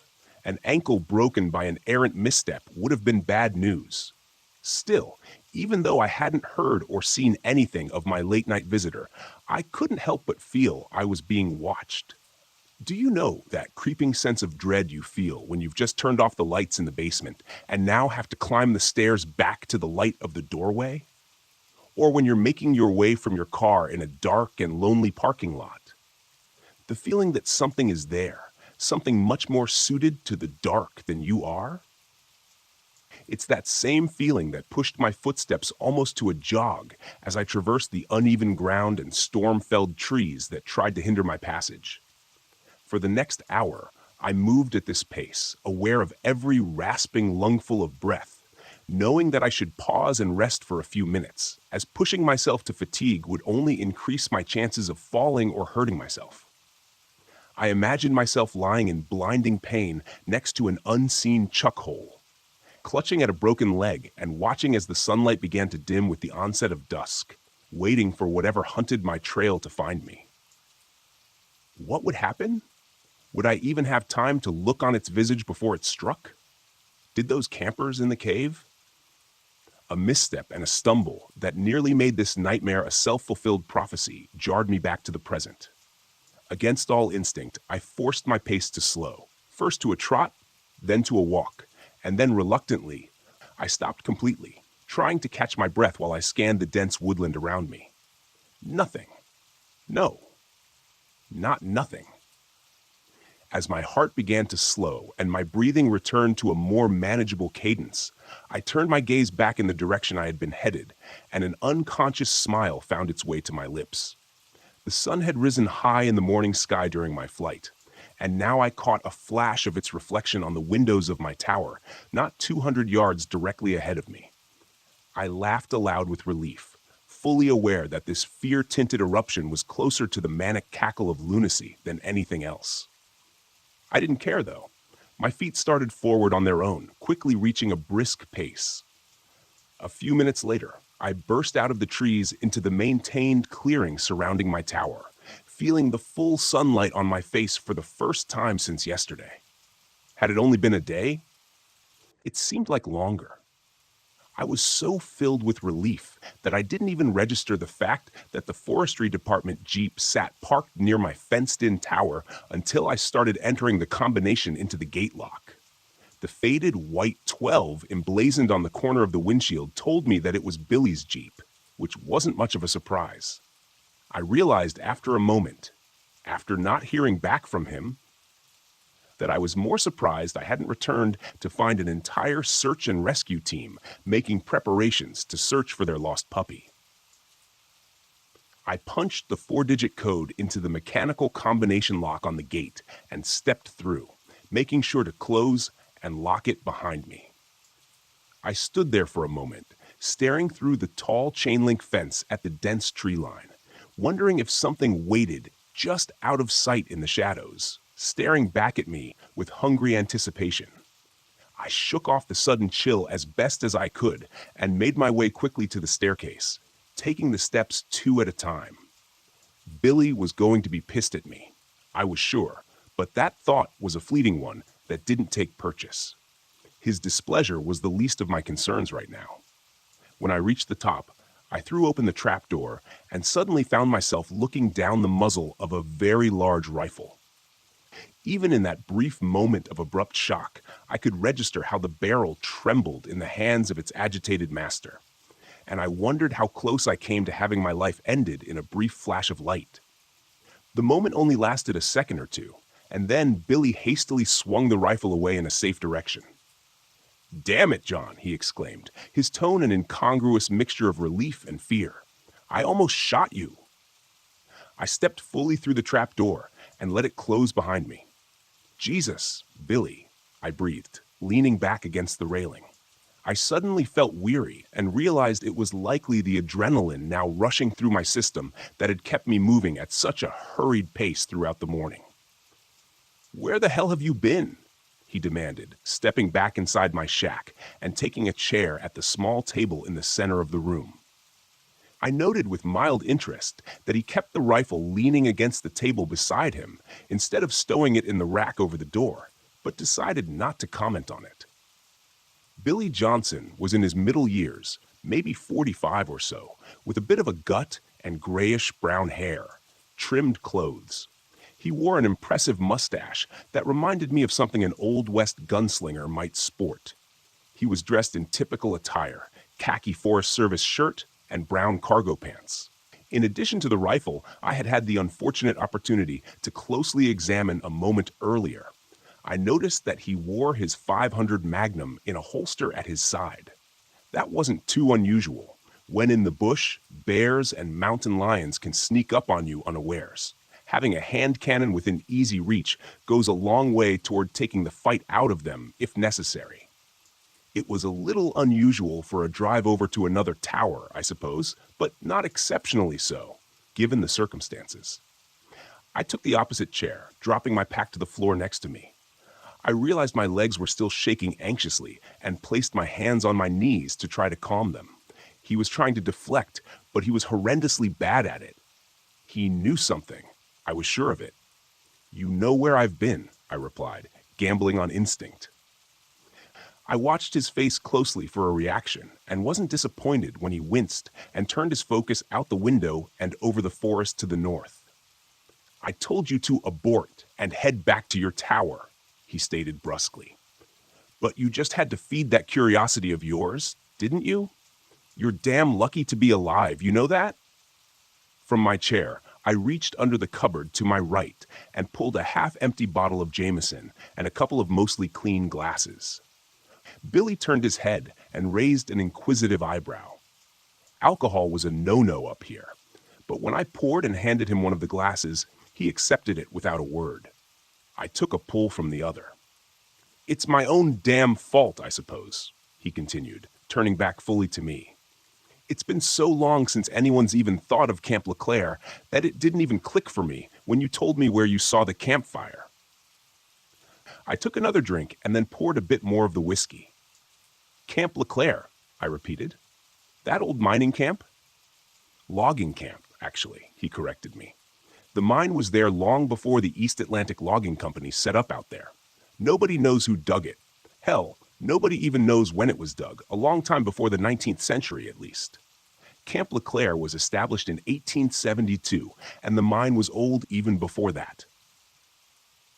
He looked at me in earnest for the first time since I'd returned and frowned. "You look like hell, John. Got caught in the storm, I'm guessing." "Hell of a storm." I only raised my eyebrows as if to say, "What an understatement." Billy nodded knowingly and took another swallow. "Did you find the campers at least?" I shook my head and turned to look out the window to the north, where I could almost envision the black void of that mine entrance staring back at me. "No," I said softly. "I tracked them to the mine but lost them in the cave." I jumped when Billy's glass hit the floor, and he was out of his chair before I even realized it. Billy hadn't moved from his seat, but now both hands were splayed on the table before him as if to steady himself. His pale blue eyes were wide and fixed on me. "You went into the cave?" he said, a sudden and horrifying realization dawning on him. It was then I realized my mistake. He hadn't known. He thought I had just discovered the camp and the mine, and then got caught in the storm overnight. A close call, but nothing that couldn't be undone. "Yeah," I replied, nodding slowly, deliberately. "Yeah, I went into that cave looking for the campers. The gate had been cracked open already. I'm not sure by whom or when." I leaned forward in my chair and stared hard at him. "Billy, there's something in there. I think it got those campers. I think it followed me out." Billy Johnson's face had gone white then, and I thought for a moment he might pass out. He scooped his glass up from the floor with numb fingers and poured himself another splash of whiskey, downing it in one gulp. When he spoke again, it sounded far away and distant. "Utami," he muttered. "That's what the Chickasaw called it, and they were here long before we ever were. Blur is what the white man called it, among other names, Kuatami." He nodded. "False brother, lying man, something like that. Hell, I don't know. What do I look like, a translator?" "It means bad," he continued. "No matter what language you speak, it means something's out there that isn't supposed to be, something that was locked away a long time ago and forgotten." It was then that he stood and grabbed his rifle, as if suddenly remembering something. "I need to get back to my tower and make a call now." I gestured to the radio base station sitting patiently on the table near the door. "Why not use mine?" Billy shook his head. "Sorry, John. It doesn't work that way. Special phone, special number. I just hope I'm not too late." I started to stand. "I'll go with you," I said. He pointed a stern finger at me and narrowed his eyes. "No, you stay here, strap on your handgun, and make sure it's loaded." His voice was calm, almost cold, and didn't leave much room for debate. Still, I had no desire to stay alone with whatever this angler thing was roaming around out here. "Billy, I can go with you. I can help." I started to argue, but it was quickly cut off when he took a menacing step toward me. And I realized quickly how much I'd underestimated him because of his normally easy manner. "You will stay in your goddamn tower, and you will follow orders," he roared. I took an unconscious step back and reclaimed my seat, only managing a shaking nod in agreement. He took a trembling breath, pointed at the radio, and said in a slightly less terrifying tone, "And keep that thing on. As soon as I'm back at my tower, I'll radio you with updates." A moment later, he was gone, and the trapdoor slammed shut behind him. I stood and retrieved the Pelican case from under my cot. Inside was the same model of .500 Magnum revolver that Billy had been wearing, heavy and cold in my hands. I loaded it and belted it on the leather holster, feeling the reassuring weight tugging at my waist. "John?" I heard Billy call from below. I went outside to the walkway, leaning over the railing. He was standing beside his Jeep, 50 feet below, shielding his eyes from the bright sunlight as he looked up at me. "Make sure to keep everything locked. I'll come back for you," he shouted. I raised a hand to him and slid the latch shut on the trapdoor with my toe. I turned back into my shack as I heard Billy's Jeep fire up, and a moment later, it drove off down the rough service road toward his tower. I glanced back to the north, to the place where I had first seen the campfire smoke rising the day before, and suppressed a shudder. I was alone again, safe in my tower and armed, but alone. Abruptly, like an unexpected wave of nausea, the feeling that I was being watched washed over me with a chill, making the hairs on the back of my neck stand on end. I looked back over my shoulder to where Billy had been only a minute before, but saw only the rough service road and dense, impenetrable tree line beyond. That's probably just my imagination, but the feeling didn't diminish, and with every passing breath, I was more and more certain that there was something nearby, just out of sight, standing stone still in the gray-green foliage, waiting. I stood there a long moment, eyes straining for any hint of movement or alien shape among the shadows. But if there was, my human eyes weren't sharp enough to pick it out. I stepped back through the open doorway of my shack and dropped down into the chair again, my eyes catching the bottle of whiskey before me. I was tempted to pour another drink to help settle my nerves, but I could already feel the tickle of a buzz at the edges of my mind from what I'd already drunk, and quickly decided that was the last thing I needed for my reflexes and awareness to be dulled right now. I'd made more than one poor decision in the last 24 hours, and I didn't think adding another to the pile was such a great idea. Grabbing the bottle, I screwed the cap back on and reached to return it to the sparse cover to my right. As I did so, my boot caught my pack, knocking it over. Without a thought, I reached down to move it out of the way, and then remembered the old weather journal tucked inside the front pocket, the one I'd found in the cave. I reached into the unzipped front pocket. For a frustratingly alarming moment, my searching hand couldn't feel anything in the compartment, and I feared that I'd lost it in my chaotic escape. But then my fingers brushed the familiar shape, and I withdrew it, setting it in front of me on the table. I could see the book much more clearly now in the daylight. It wasn't overly large. A little larger than my hand, and maybe the thickness of my thumb. There were no markings on the front except for a simple, grimy brass loop that secured the leather strap holding it closed. I wasn't sure I wanted to see what was inside, but I needed some answers. Anything. A stray sound from the trees below rose to my ears, and I froze, listening intently for more, but none came. The forest around me was silent again, and I turned my attention back to the journal, pulling the strap free from the cover and turning to the front page. From the pocket of Andrew Robinson, it said. The writing was neat and compact and distinctly male. The ink was a rich black, scrawled upon brittle yellow pages, and though faded with the years, was still mostly legible. I turned to the next page, where the entries began. I felt as though I had dropped into his account midway, as though this was just the latest in a series of journals that Andrew Robinson had been keeping. 23rd July, 1891. After nearly a week of hard overland trekking, we reached the abandoned camp late this afternoon, exactly where the old trapper said we would. Sequoia Arpani, tracker, has once again astonished me with his overland navigation skills. I must admit I was skeptical at the yar in the old tavern, spun the crowded confines of the common house in Dun Creek, especially after I smelled the liquor on his breath. But the professor never gathered a moment. The man's instincts for reading human character are absolutely singular. The camp looks to have been abandoned, and I have to admit a certain unease as we inspected the rough cabins. There isn't a soul to be found, and it looks years abandoned, yet everything stands as if awaiting the loggers' return at any moment. Strange. 24th July, 1891. Our small troop, both intrepid adventurers, made camp in the center of LeClaire last night. Those cabins likely would have been more comfortable, but I doubt any of us would have felt at ease intruding upon them. Richards laughed it off when someone mentioned how peculiar it was that the loggers had departed in such a hurry that they abandoned their personal possessions. But I could see in his eyes that he felt it odd as well.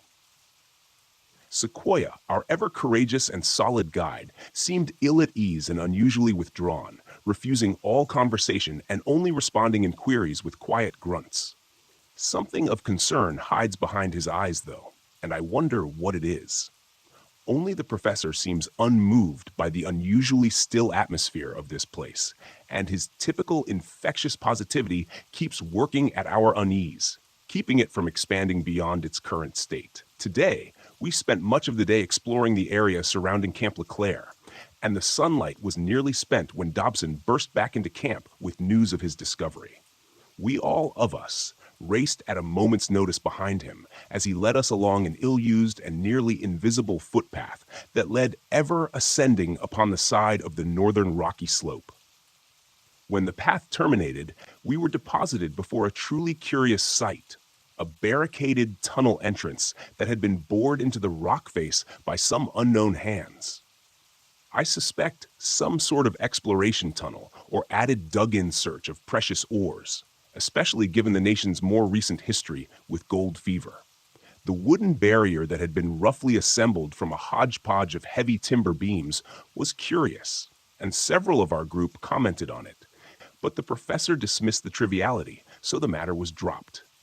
It is far too late in the day to proceed any further, but we plan to penetrate the barricade and enter the tunnel in the morning. The excitement among the men is palpable. 25th July 1891. Sequoia is gone. He took his supplies and his prized Winchester rifle and fled sometime during the night like a phantom. This is a shocking blow to all of us, foreign to the professor, with whom the Pawnee Tracker had partnered for a number of years across much of the eastern states. We have no explanation for his sudden desertion, and it sits unwell with the entirety of the group. The overall mood has darkened, I fear. Still, we must push onward. 25th July 1891 addendum. It took more than 2 hours of hard labor, but we were finally able to gain entrance to the mine shortly before noon today. Richards managed to get his boot caught between two heavy timbers as he stumbled forward, straining his ankle with a terrible cry. We feared it broken, but Dr. Franklin assured us that his bones seemed intact. Regardless, Richards was taken back to the camp, where he will convalesce while the rest of us make our entry. His part in our exploration has come to an end for now. We made our way in a single file through the added tunnel for some way before reaching its carved end. The light from our oil lanterns providing regrettably inadequate illumination over the rocky surroundings. When we reached the terminus of the mine tunnel, our hearts sank for a moment before the professor gave an exclamation of discovery and suddenly disappeared through a nearly hidden rift in the wall, surrounded by jagged rocks. We eagerly followed him through, careful of our footing as we went, and found ourselves in what I can only assume to be an accidental breach by the miners into a natural cave system. The air was chill and unmoving, but our excitement over this discovery laid any concerns or discomfort this may have caused. The professor directed us to set up a secondary camp in this new chamber, which we'll use as a staging point for further exploration. So, we spent the rest of the day bringing supplies for our main camp and constructing a smaller version in this moderately sized chamber. By the time we completed this endeavor, the efforts of the day precluded the start of the exploration until the group has had the opportunity to rest and replenish their energy. I feel I will sleep well tonight despite the anxious excitement buzzing around my mind. 26th July, 1891. Another shock. When we woke this morning, O'Connor is gone. The Irishman, who has ever been reliable and constant as the North Star, was assigned first watch last night. There is no trace of him, and no indication that he took any provisions or even his personal rucksack with him. I fear his natural inquisitiveness may have gotten the best of him and led him to explore the deeper caverns beyond our ad hoc base camp, for his lantern is the sole item that has gone missing with his person. The professor immediately rallied the rest of our small group, 7 in all now, and mounted a search for our lost companion. I tried to caution him against rushing into action, but he was not to be deterred. To my dismay, I was the sole man ordered to remain here at camp, whilst my companions took up their supplies and launched deeper into the cave system in the event young O'Connor returned in their absence. I was understandably disappointed, but grasped the logic of it well enough. I would loathe to think of O'Connor returning only to find us all gone, and then losing himself again, trying to find us. I shall endeavor to rest a bit. With luck, my companions will return before long with our lost compatriot. 27th July 1891. I am at my wit's end, and I'm unsure how to proceed. It has been more than a day since the professor led the rest of the men in search of poor O'Connor, and I have felt their absence as keenly as I am aware of my own solitude in this cave. I've seen nothing of our missing companion or the party that delved deeper into the system yesterday morning, and I know their lanterns did not have sufficient fuel to carry them for this long without other means of illumination to guide their return. I fear they are hopelessly lost. I myself had to return to Leclerc for more lantern oil for my waning light. I must admit, with no little embarrassment and some reluctance, to my return to this dark place, which no longer carries any of its former adventurous excitement or fascination. It is now nothing more than a doorway into the deep places below the earth, where men were never intended to tread. But the growing apprehension is not the worst of it. The sounds, by heaven's grace, the sounds. I first became aware of them last night as I did my lantern and tried to set myself to sleep. At first, it was only an indistinct and muted echo, which may have been interpreted as nothing more than the distant whistle of wind or other natural sound distorted by the unique acoustics of this place. Then I heard the distinct tonal qualities that could only be a man's voice. I instantly rose and took my lantern, raising the flame and rushing to the entrance of the cave that swallowed my companions. There I stood, listening with such keen focus that I felt beads of sweat upon my brow. I would swear upon a holy book that it was the distant call of the professor himself, and I eagerly called back with as much fervor as I could summon, hoping desperately to guide them back to me. However, the instant I called out, the voices vanished, and I was met only with the suffocating silence of an open tomb. There I stood, straight as a sentinel, praying for a response from my friends. After several minutes of absolute silence, my thoughts began turning to dark things. I became painfully aware that anything beyond the weak cast of my lantern would be utterly invisible to me. But I, on the other hand, would be lighted as a beacon to it. I pushed these thoughts from my mind as forcefully as I could, inwardly chastising myself for seeing ghouls where none existed. I was about to call out again to my lost companions when I heard it. The voice came again, echoing from the claustrophobic abyss that lay before me, mired in the blackest darkness one could imagine. It was still some distance away, I estimated, but I was certain it seemed closer now. When the third time I heard it, I was just barely able to make out the words, but it was enough to be sure. My own words echoed back at me from the depths of that damned cave, and in my own voice, I staggered and nearly dropped the lantern. At that moment, could the legends be true? The professor always seemed to believe them, though I must admit I attributed his faith to the unwavering certainty he held in those things lost to antiquity.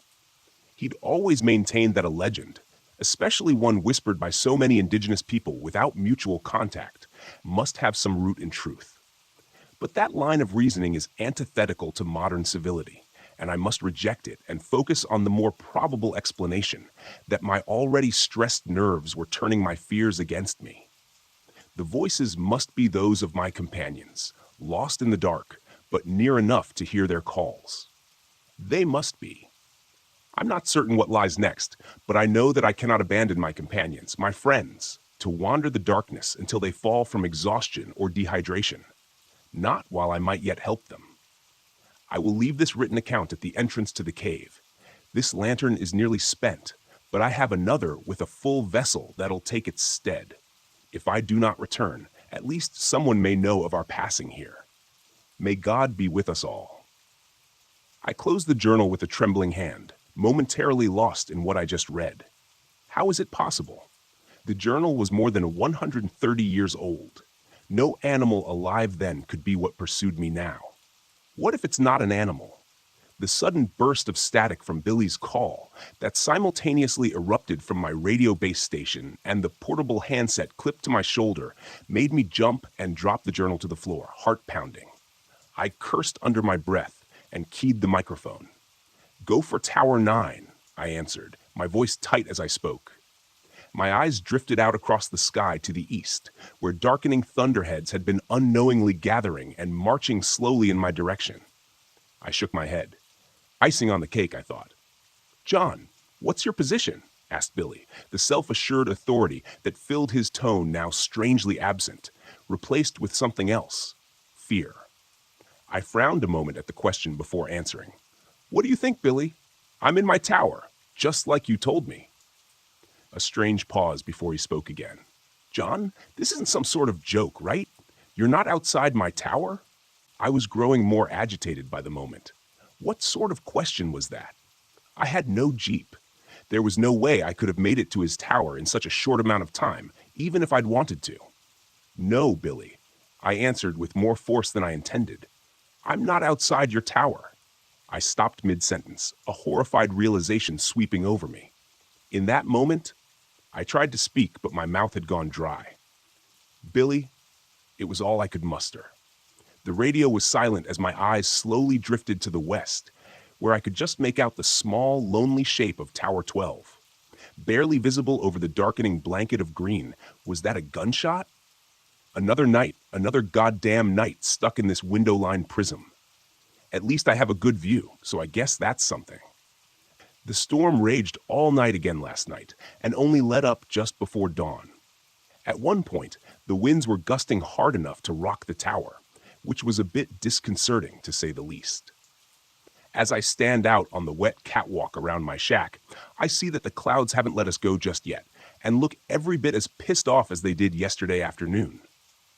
It seems like the last dry season has come to an end, which is good since I've been slacking a bit on my fire-watching duties over the last couple of days.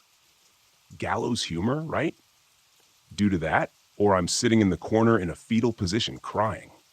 I've been told by my ex-fiancée that I'm not an attractive crier.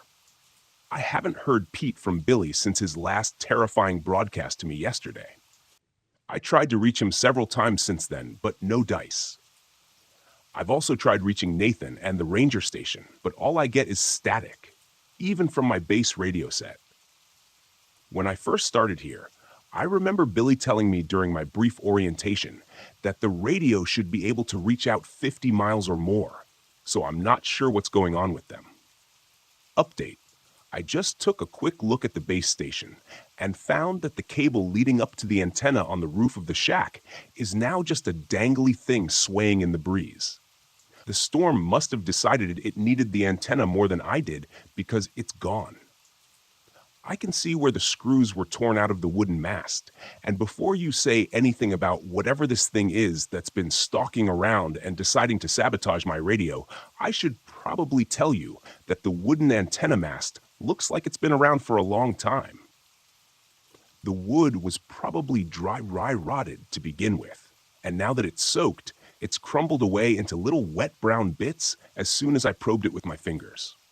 Speaking of whatever this Kwatami or angler thing is, and I'm just going to call it a mimic, I think I haven't heard anything weird since yesterday. I'm assuming it's still over there somewhere, but I don't think it's nearby. If it's still anywhere around here, it's probably somewhere over near Tower 12, or at least that's what makes the most sense to me anyways. Which brings me to my shiny new lunatic idea. My Jeep. It can't be more than a mile down the northern track, still sitting there in front of that fallen pine.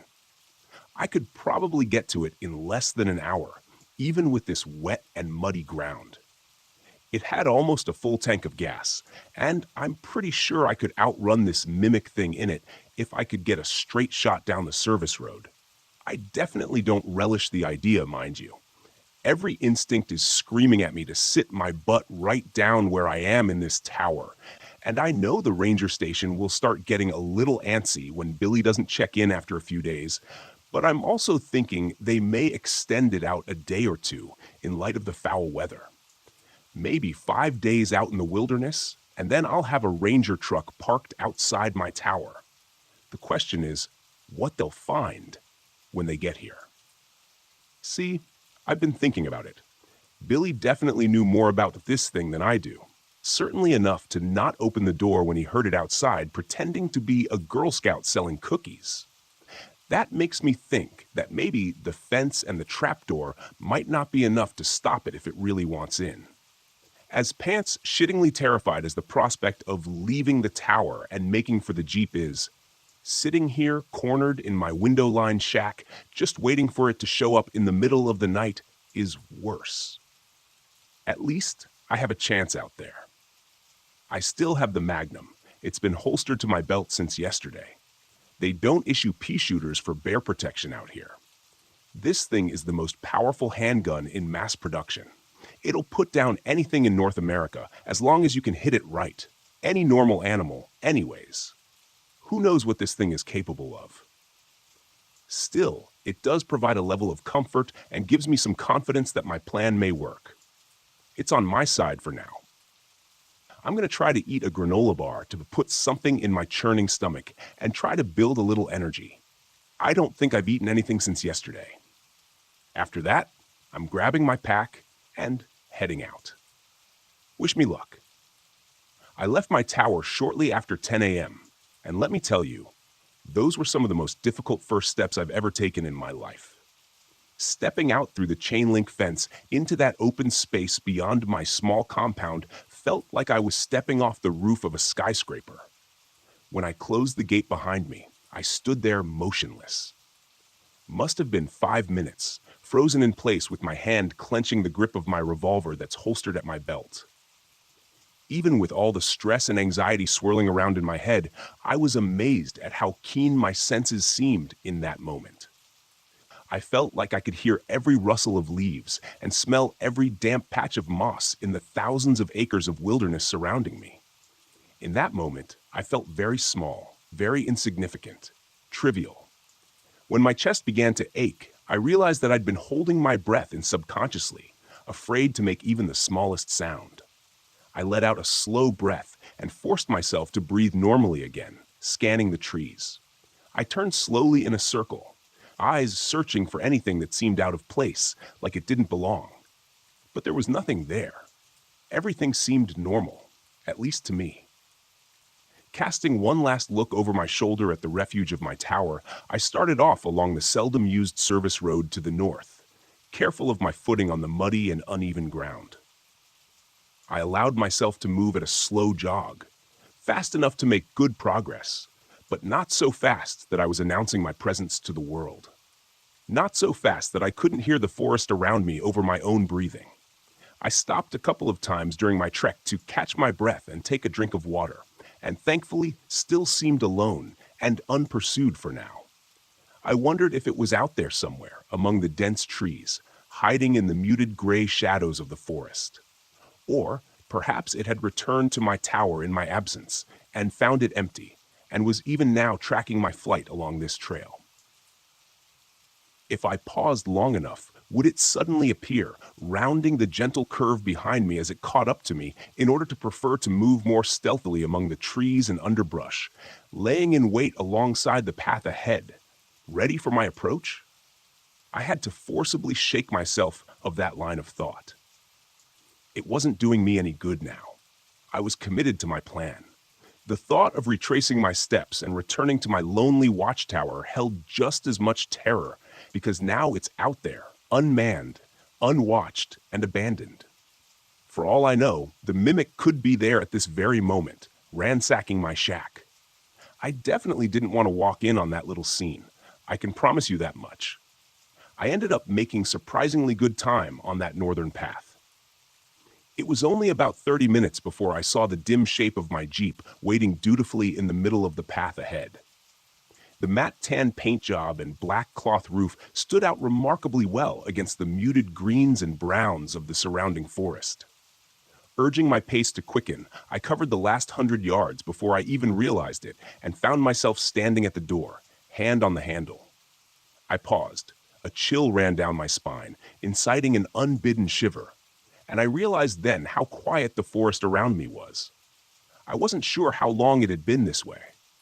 I felt that something was out of place, and so did the native fauna. On any given day, the trees were alive with the sounds of wildlife. Squirrels and chipmunks chittered, insects buzzed, and 1,000 varieties of birds called and sang from the treetops. Not now, though. Now it was as if they had all left.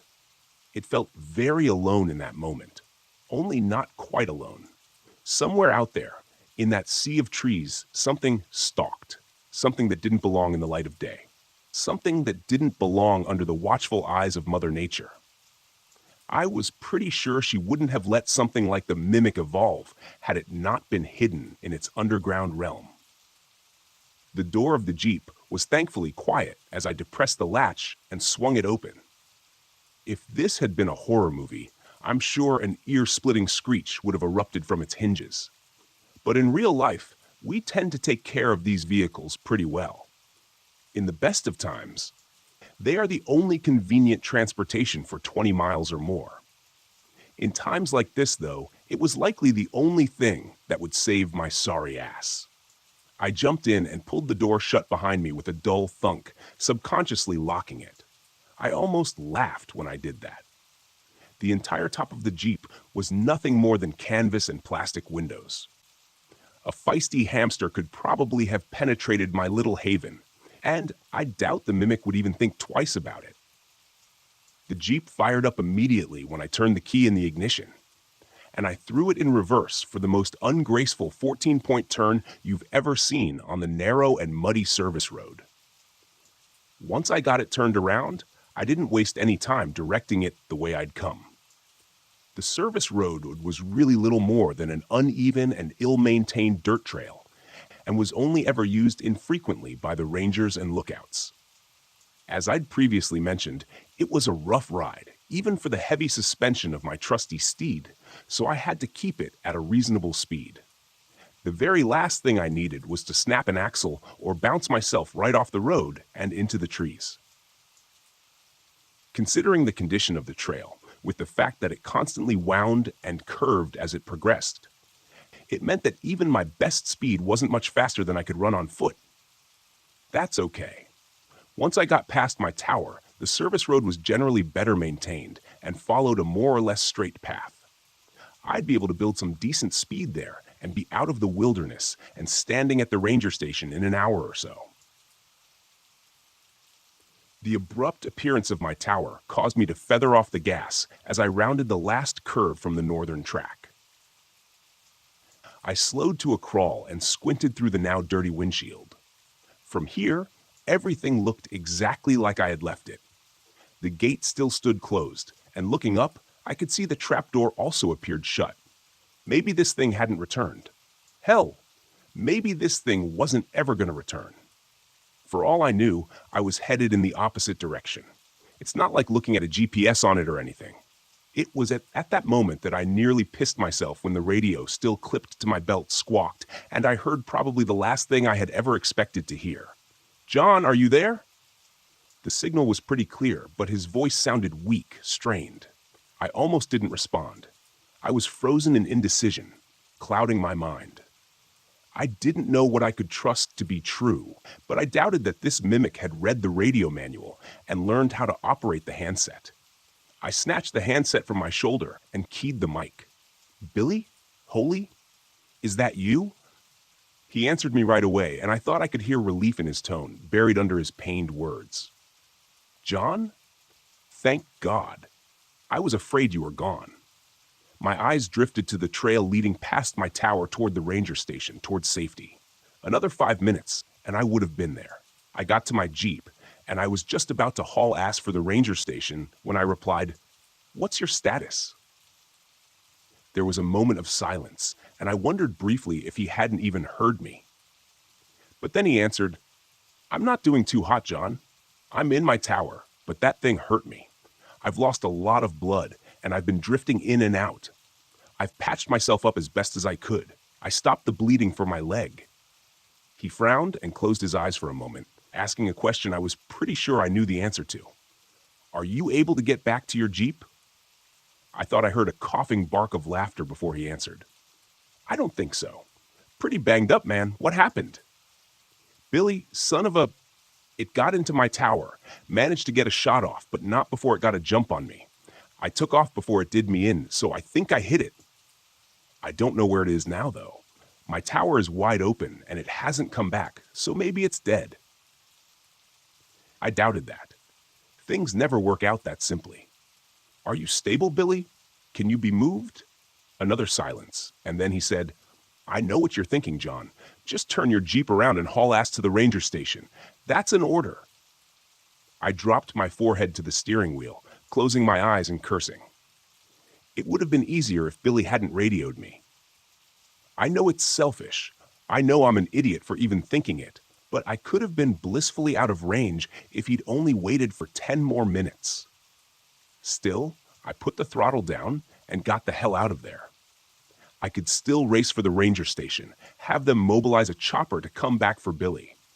But they were at least an hour away. Factor in the spin-up time for the helicopter, and you're talking more like an hour and a half before anyone gets to him. It didn't sound good. Something told me it was unlikely he'd last that amount of time. I could still turn left. I'd likely live.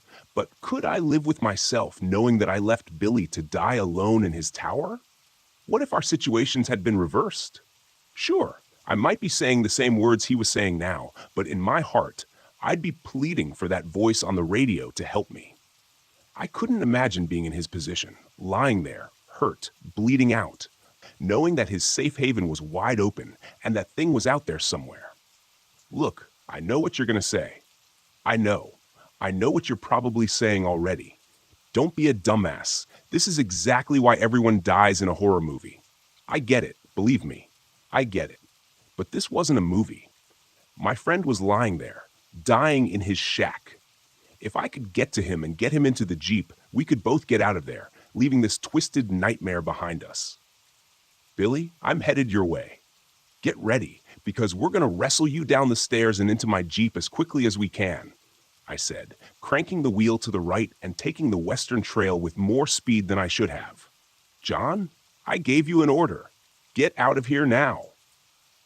Despite the situation, I managed to start a grin as my rig bucked and bounced over the uneven trail. Billy, I'd like to take this opportunity to officially tender my resignation from the fire watch. Now shut your mouth and conserve your strength. I'll be there in 15 minutes. 15 minutes. Trying to be a pretty good guess, and before long, I skidded to a halt outside Tower 12, next to Billy's ride. I opened the door and stepped out into the quiet air, my handgun coming from its holster and held before me like some sort of shield. I took a quick moment to let my eyes roam over the surrounding woodlands for any sign of movement, before quickly jogging around my Jeep and toward the compound's entrance. I passed through an open doorway, taking note of the heavy chain-link gate that was lying twisted 15 feet inside the fence. Another dozen paces, and I was at the base of the stairs, craning my neck to make sure nothing was awaiting me above. I kept the mic on my shoulder and said in a low voice, "Billy, I'm outside your tower right now, heading up. For Christ's sake, don't shoot me." I turned the volume on the speaker down just in time for his response. "Damn it, John. I told you to leave." Despite his words, the gratitude and relief were clear in his tone. I started up the stairs, revolver still held at the ready as my other hand ran lightly up the railing. My eyes were drawn to the red-black spots staining the gray paint of the steel steps. I found even more of the viscous liquid on the railing as I continued my ascent. Blood, but not Billy's. God, I hope that thing is lying in the woods, breathing its last breath. He definitely hit it, but I had no way of telling how seriously it was hurt. In a human, red blood indicated an arterial bleed, which was typically a fairly significant injury. With this thing, who knew what black-red meant? I climbed the rest of the stairs around the tower and stopped just below the open trapdoor. "Billy?" I called cautiously. A pause, then came his reply, shaky and with a wheezing sound I didn't like at all. "How do I know it's you? Say something I couldn't have heard you say before." "I have always admired and respected you," I answered without hesitation. He said under his breath, "Come on up." I took another couple of steps, cautiously poking my head through the trapdoor. Billy was sitting upright, more or less, resting his back against the doorframe of his shack and aiming his own handgun generally in my direction. As soon as he saw my face, he dropped his hand to the side, the stainless steel barrel clanging against the metal walkway. As I stepped fully through the trapdoor, I noticed two things immediately. Firstly, there was a significant amount of that black-red goo splattered around. Secondly, I realized how badly injured Billy was. His face had gone gray with a sickly paleness, and his breaths came in ragged hitches. Blood-soaked bandages wrapped both forearms, and his face was covered in a crimson rag taped haphazardly down. His entire khaki park shirt was painted in a hellish tie-dye of shades of red, but it was his leg that worried me the most. A tourniquet had been tied around his thigh, and he was groaning, but the pants leg was a cherry red below that, glistening in the late morning light. "Jesus, Billy," I exclaimed, holstering my gun and rushing to his side. He waved me off, saying, "All beside me. I know it looks bad. Save it for later. Let's get out of here before that thing decides to come back for another round." I nodded and stood again, taking a quick glance past him into his shack. A twin of my own tower, normally Billy's looked like a war zone now. His table and desk had both been overturned and smashed, along with his base-set radio on the floor. On the floor nearby was a satellite phone, its antenna and display obviously smashed during the attack. Lifting his arm over my head, I helped him to his feet. He grimaced in pain, but threw his remaining strength in with mine, and we began the precarious descent through the trapdoor. "Did you at least get to make your phone call?" I asked him as we took the steps carefully and agonizingly slow. He shook his head. "Got here just as I was getting ready to. Excusing your voice, telling me that you were from the Park Service and you were here to help." He looked at me with a shaking astonishment. "Sounded just like you, John."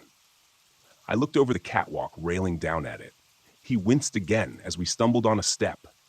"Almost there, John," he continued. "Well, yeah, I've never seen anything like it."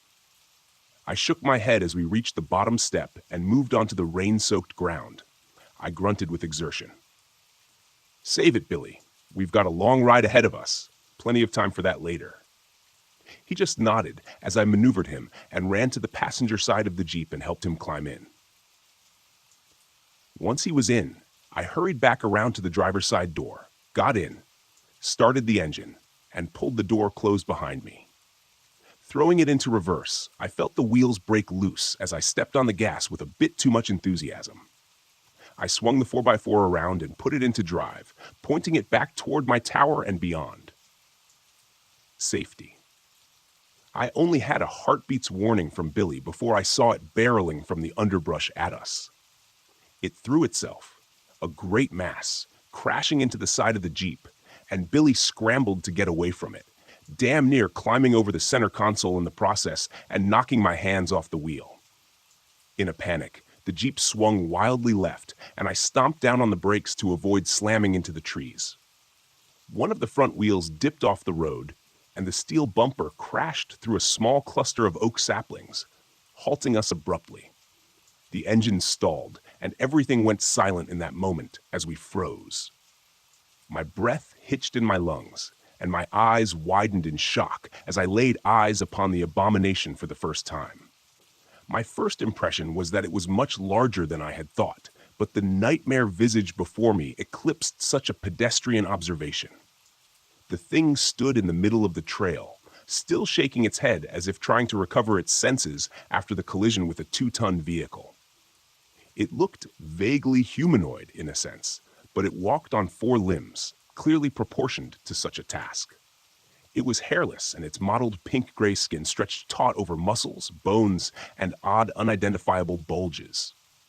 The limbs seemed to have joints that bent in all the wrong directions and ended in what had been claws, but instead of the distinctive keratin-composed sharp nails that seemed so familiar in the natural world, these seemed to be extensions of the creature's skeletal structure, protruding painfully through its veiny, translucent hide.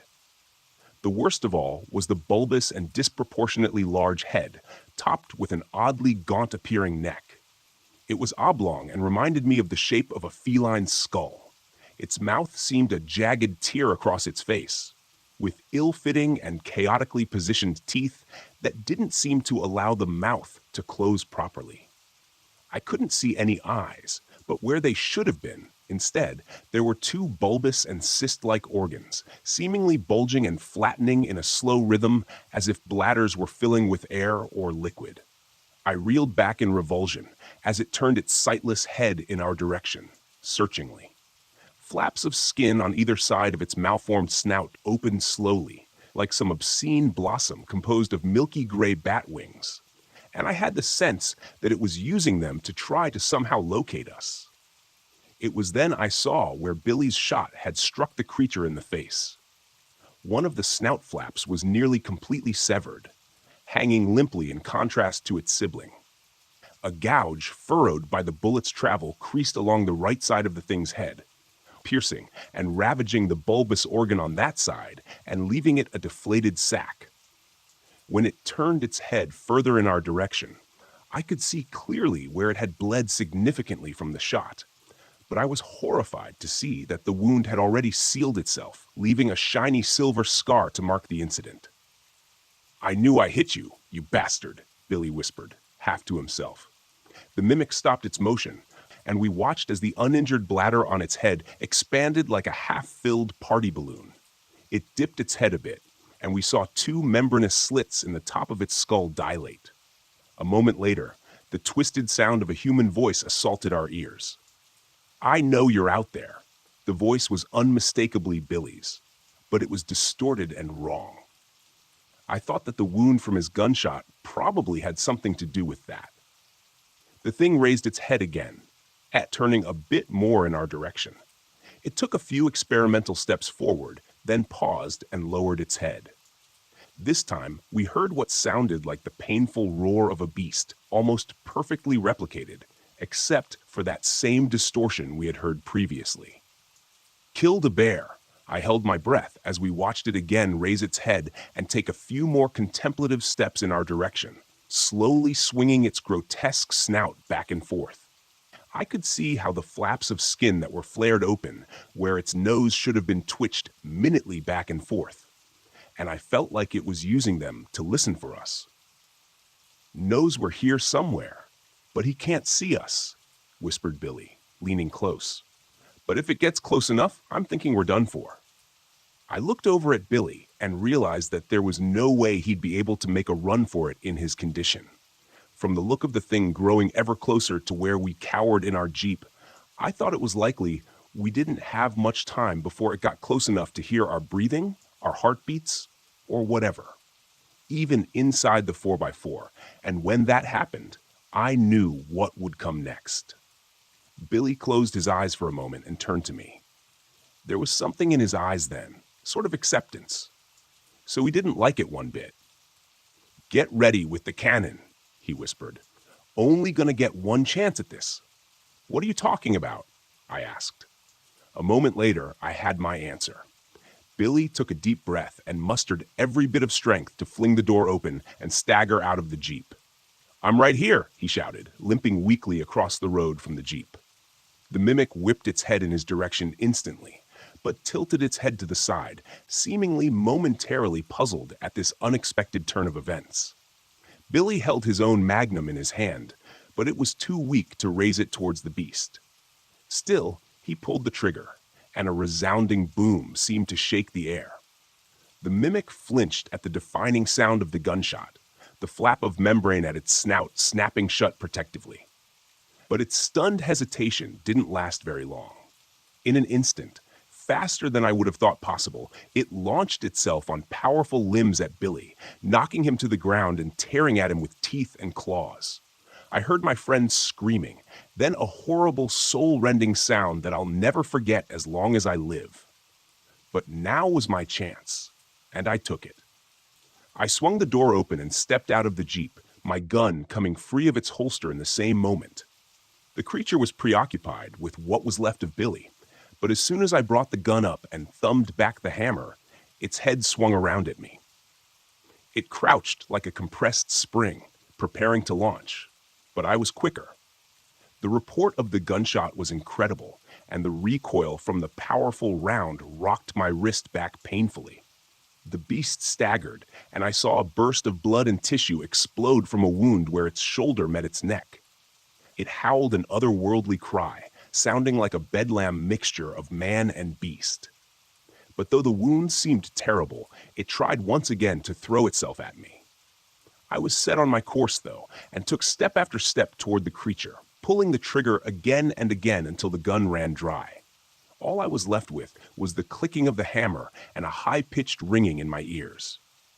The acrid smell of gunpowder stung my nose, and by the time I finally stopped, I found myself within only a few feet of the horrific thing. 6 blackened holes stippled the neck and torso of the creature where the bullets had entered, and I knew that the destruction of their exits on the opposite side would be far worse. The mimic lay sprawled across the ruined body of Billy Johnson, its weight crushing whatever had been left of my friend. Black-red blood spread out from beneath the thing's bulk like an oil spill across a smooth floor. I noted with some muted surprise that the creature still twitched and slowly flexed its powerful muscles, and a wheezing sound was quietly emanating from the slits on the top of its skull. I holstered my empty handgun and scanned around the ground for what I knew was there. A moment later, I spotted it. Billy's own Magnum, lying half buried in the muck where it had been torn from its grip under the weight of the monster. I snatched it up and shook it clear of most of the mud and grass. Opening the cylinder, I saw that only one unfired round remained. That was enough, though. I approached the horror before me without apprehension or pause, my eyes focused on this thing that had caused so much pain and terror. I thumbed the hammer back and placed the muzzle against the mimic's head, which still convulsed with some small remaining life. I didn't know if it would be able to heal from the wounds I had already inflicted. Logic told me it was unlikely, but the silvery scar I'd seen from Billy's previous encounter caused me to question everything I thought was possible. I felt the tremors from the creature vibrate through the gun as the barrel rested against its skull, right between where its eyes should have been. I tensed my finger on the cold steel of the trigger, and the crack of the gunshot echoed throughout the forest. It was done. But even as I walked back numbly to the Jeep and restarted the engine, I wondered if that was true. I thought back to the journal I'd read, written more than 130 years before, and how it alluded to the tales of this creature going back long before then. As I drove the Jeep along the rough and winding service road, I wondered at the possibility that what we encountered was the only one of its kind. That the same beast had somehow terrorized cultures separated from each other by great time and distance, spawning the legends that the author of the journal and his companions pursued. It didn't seem likely. And now the door was open.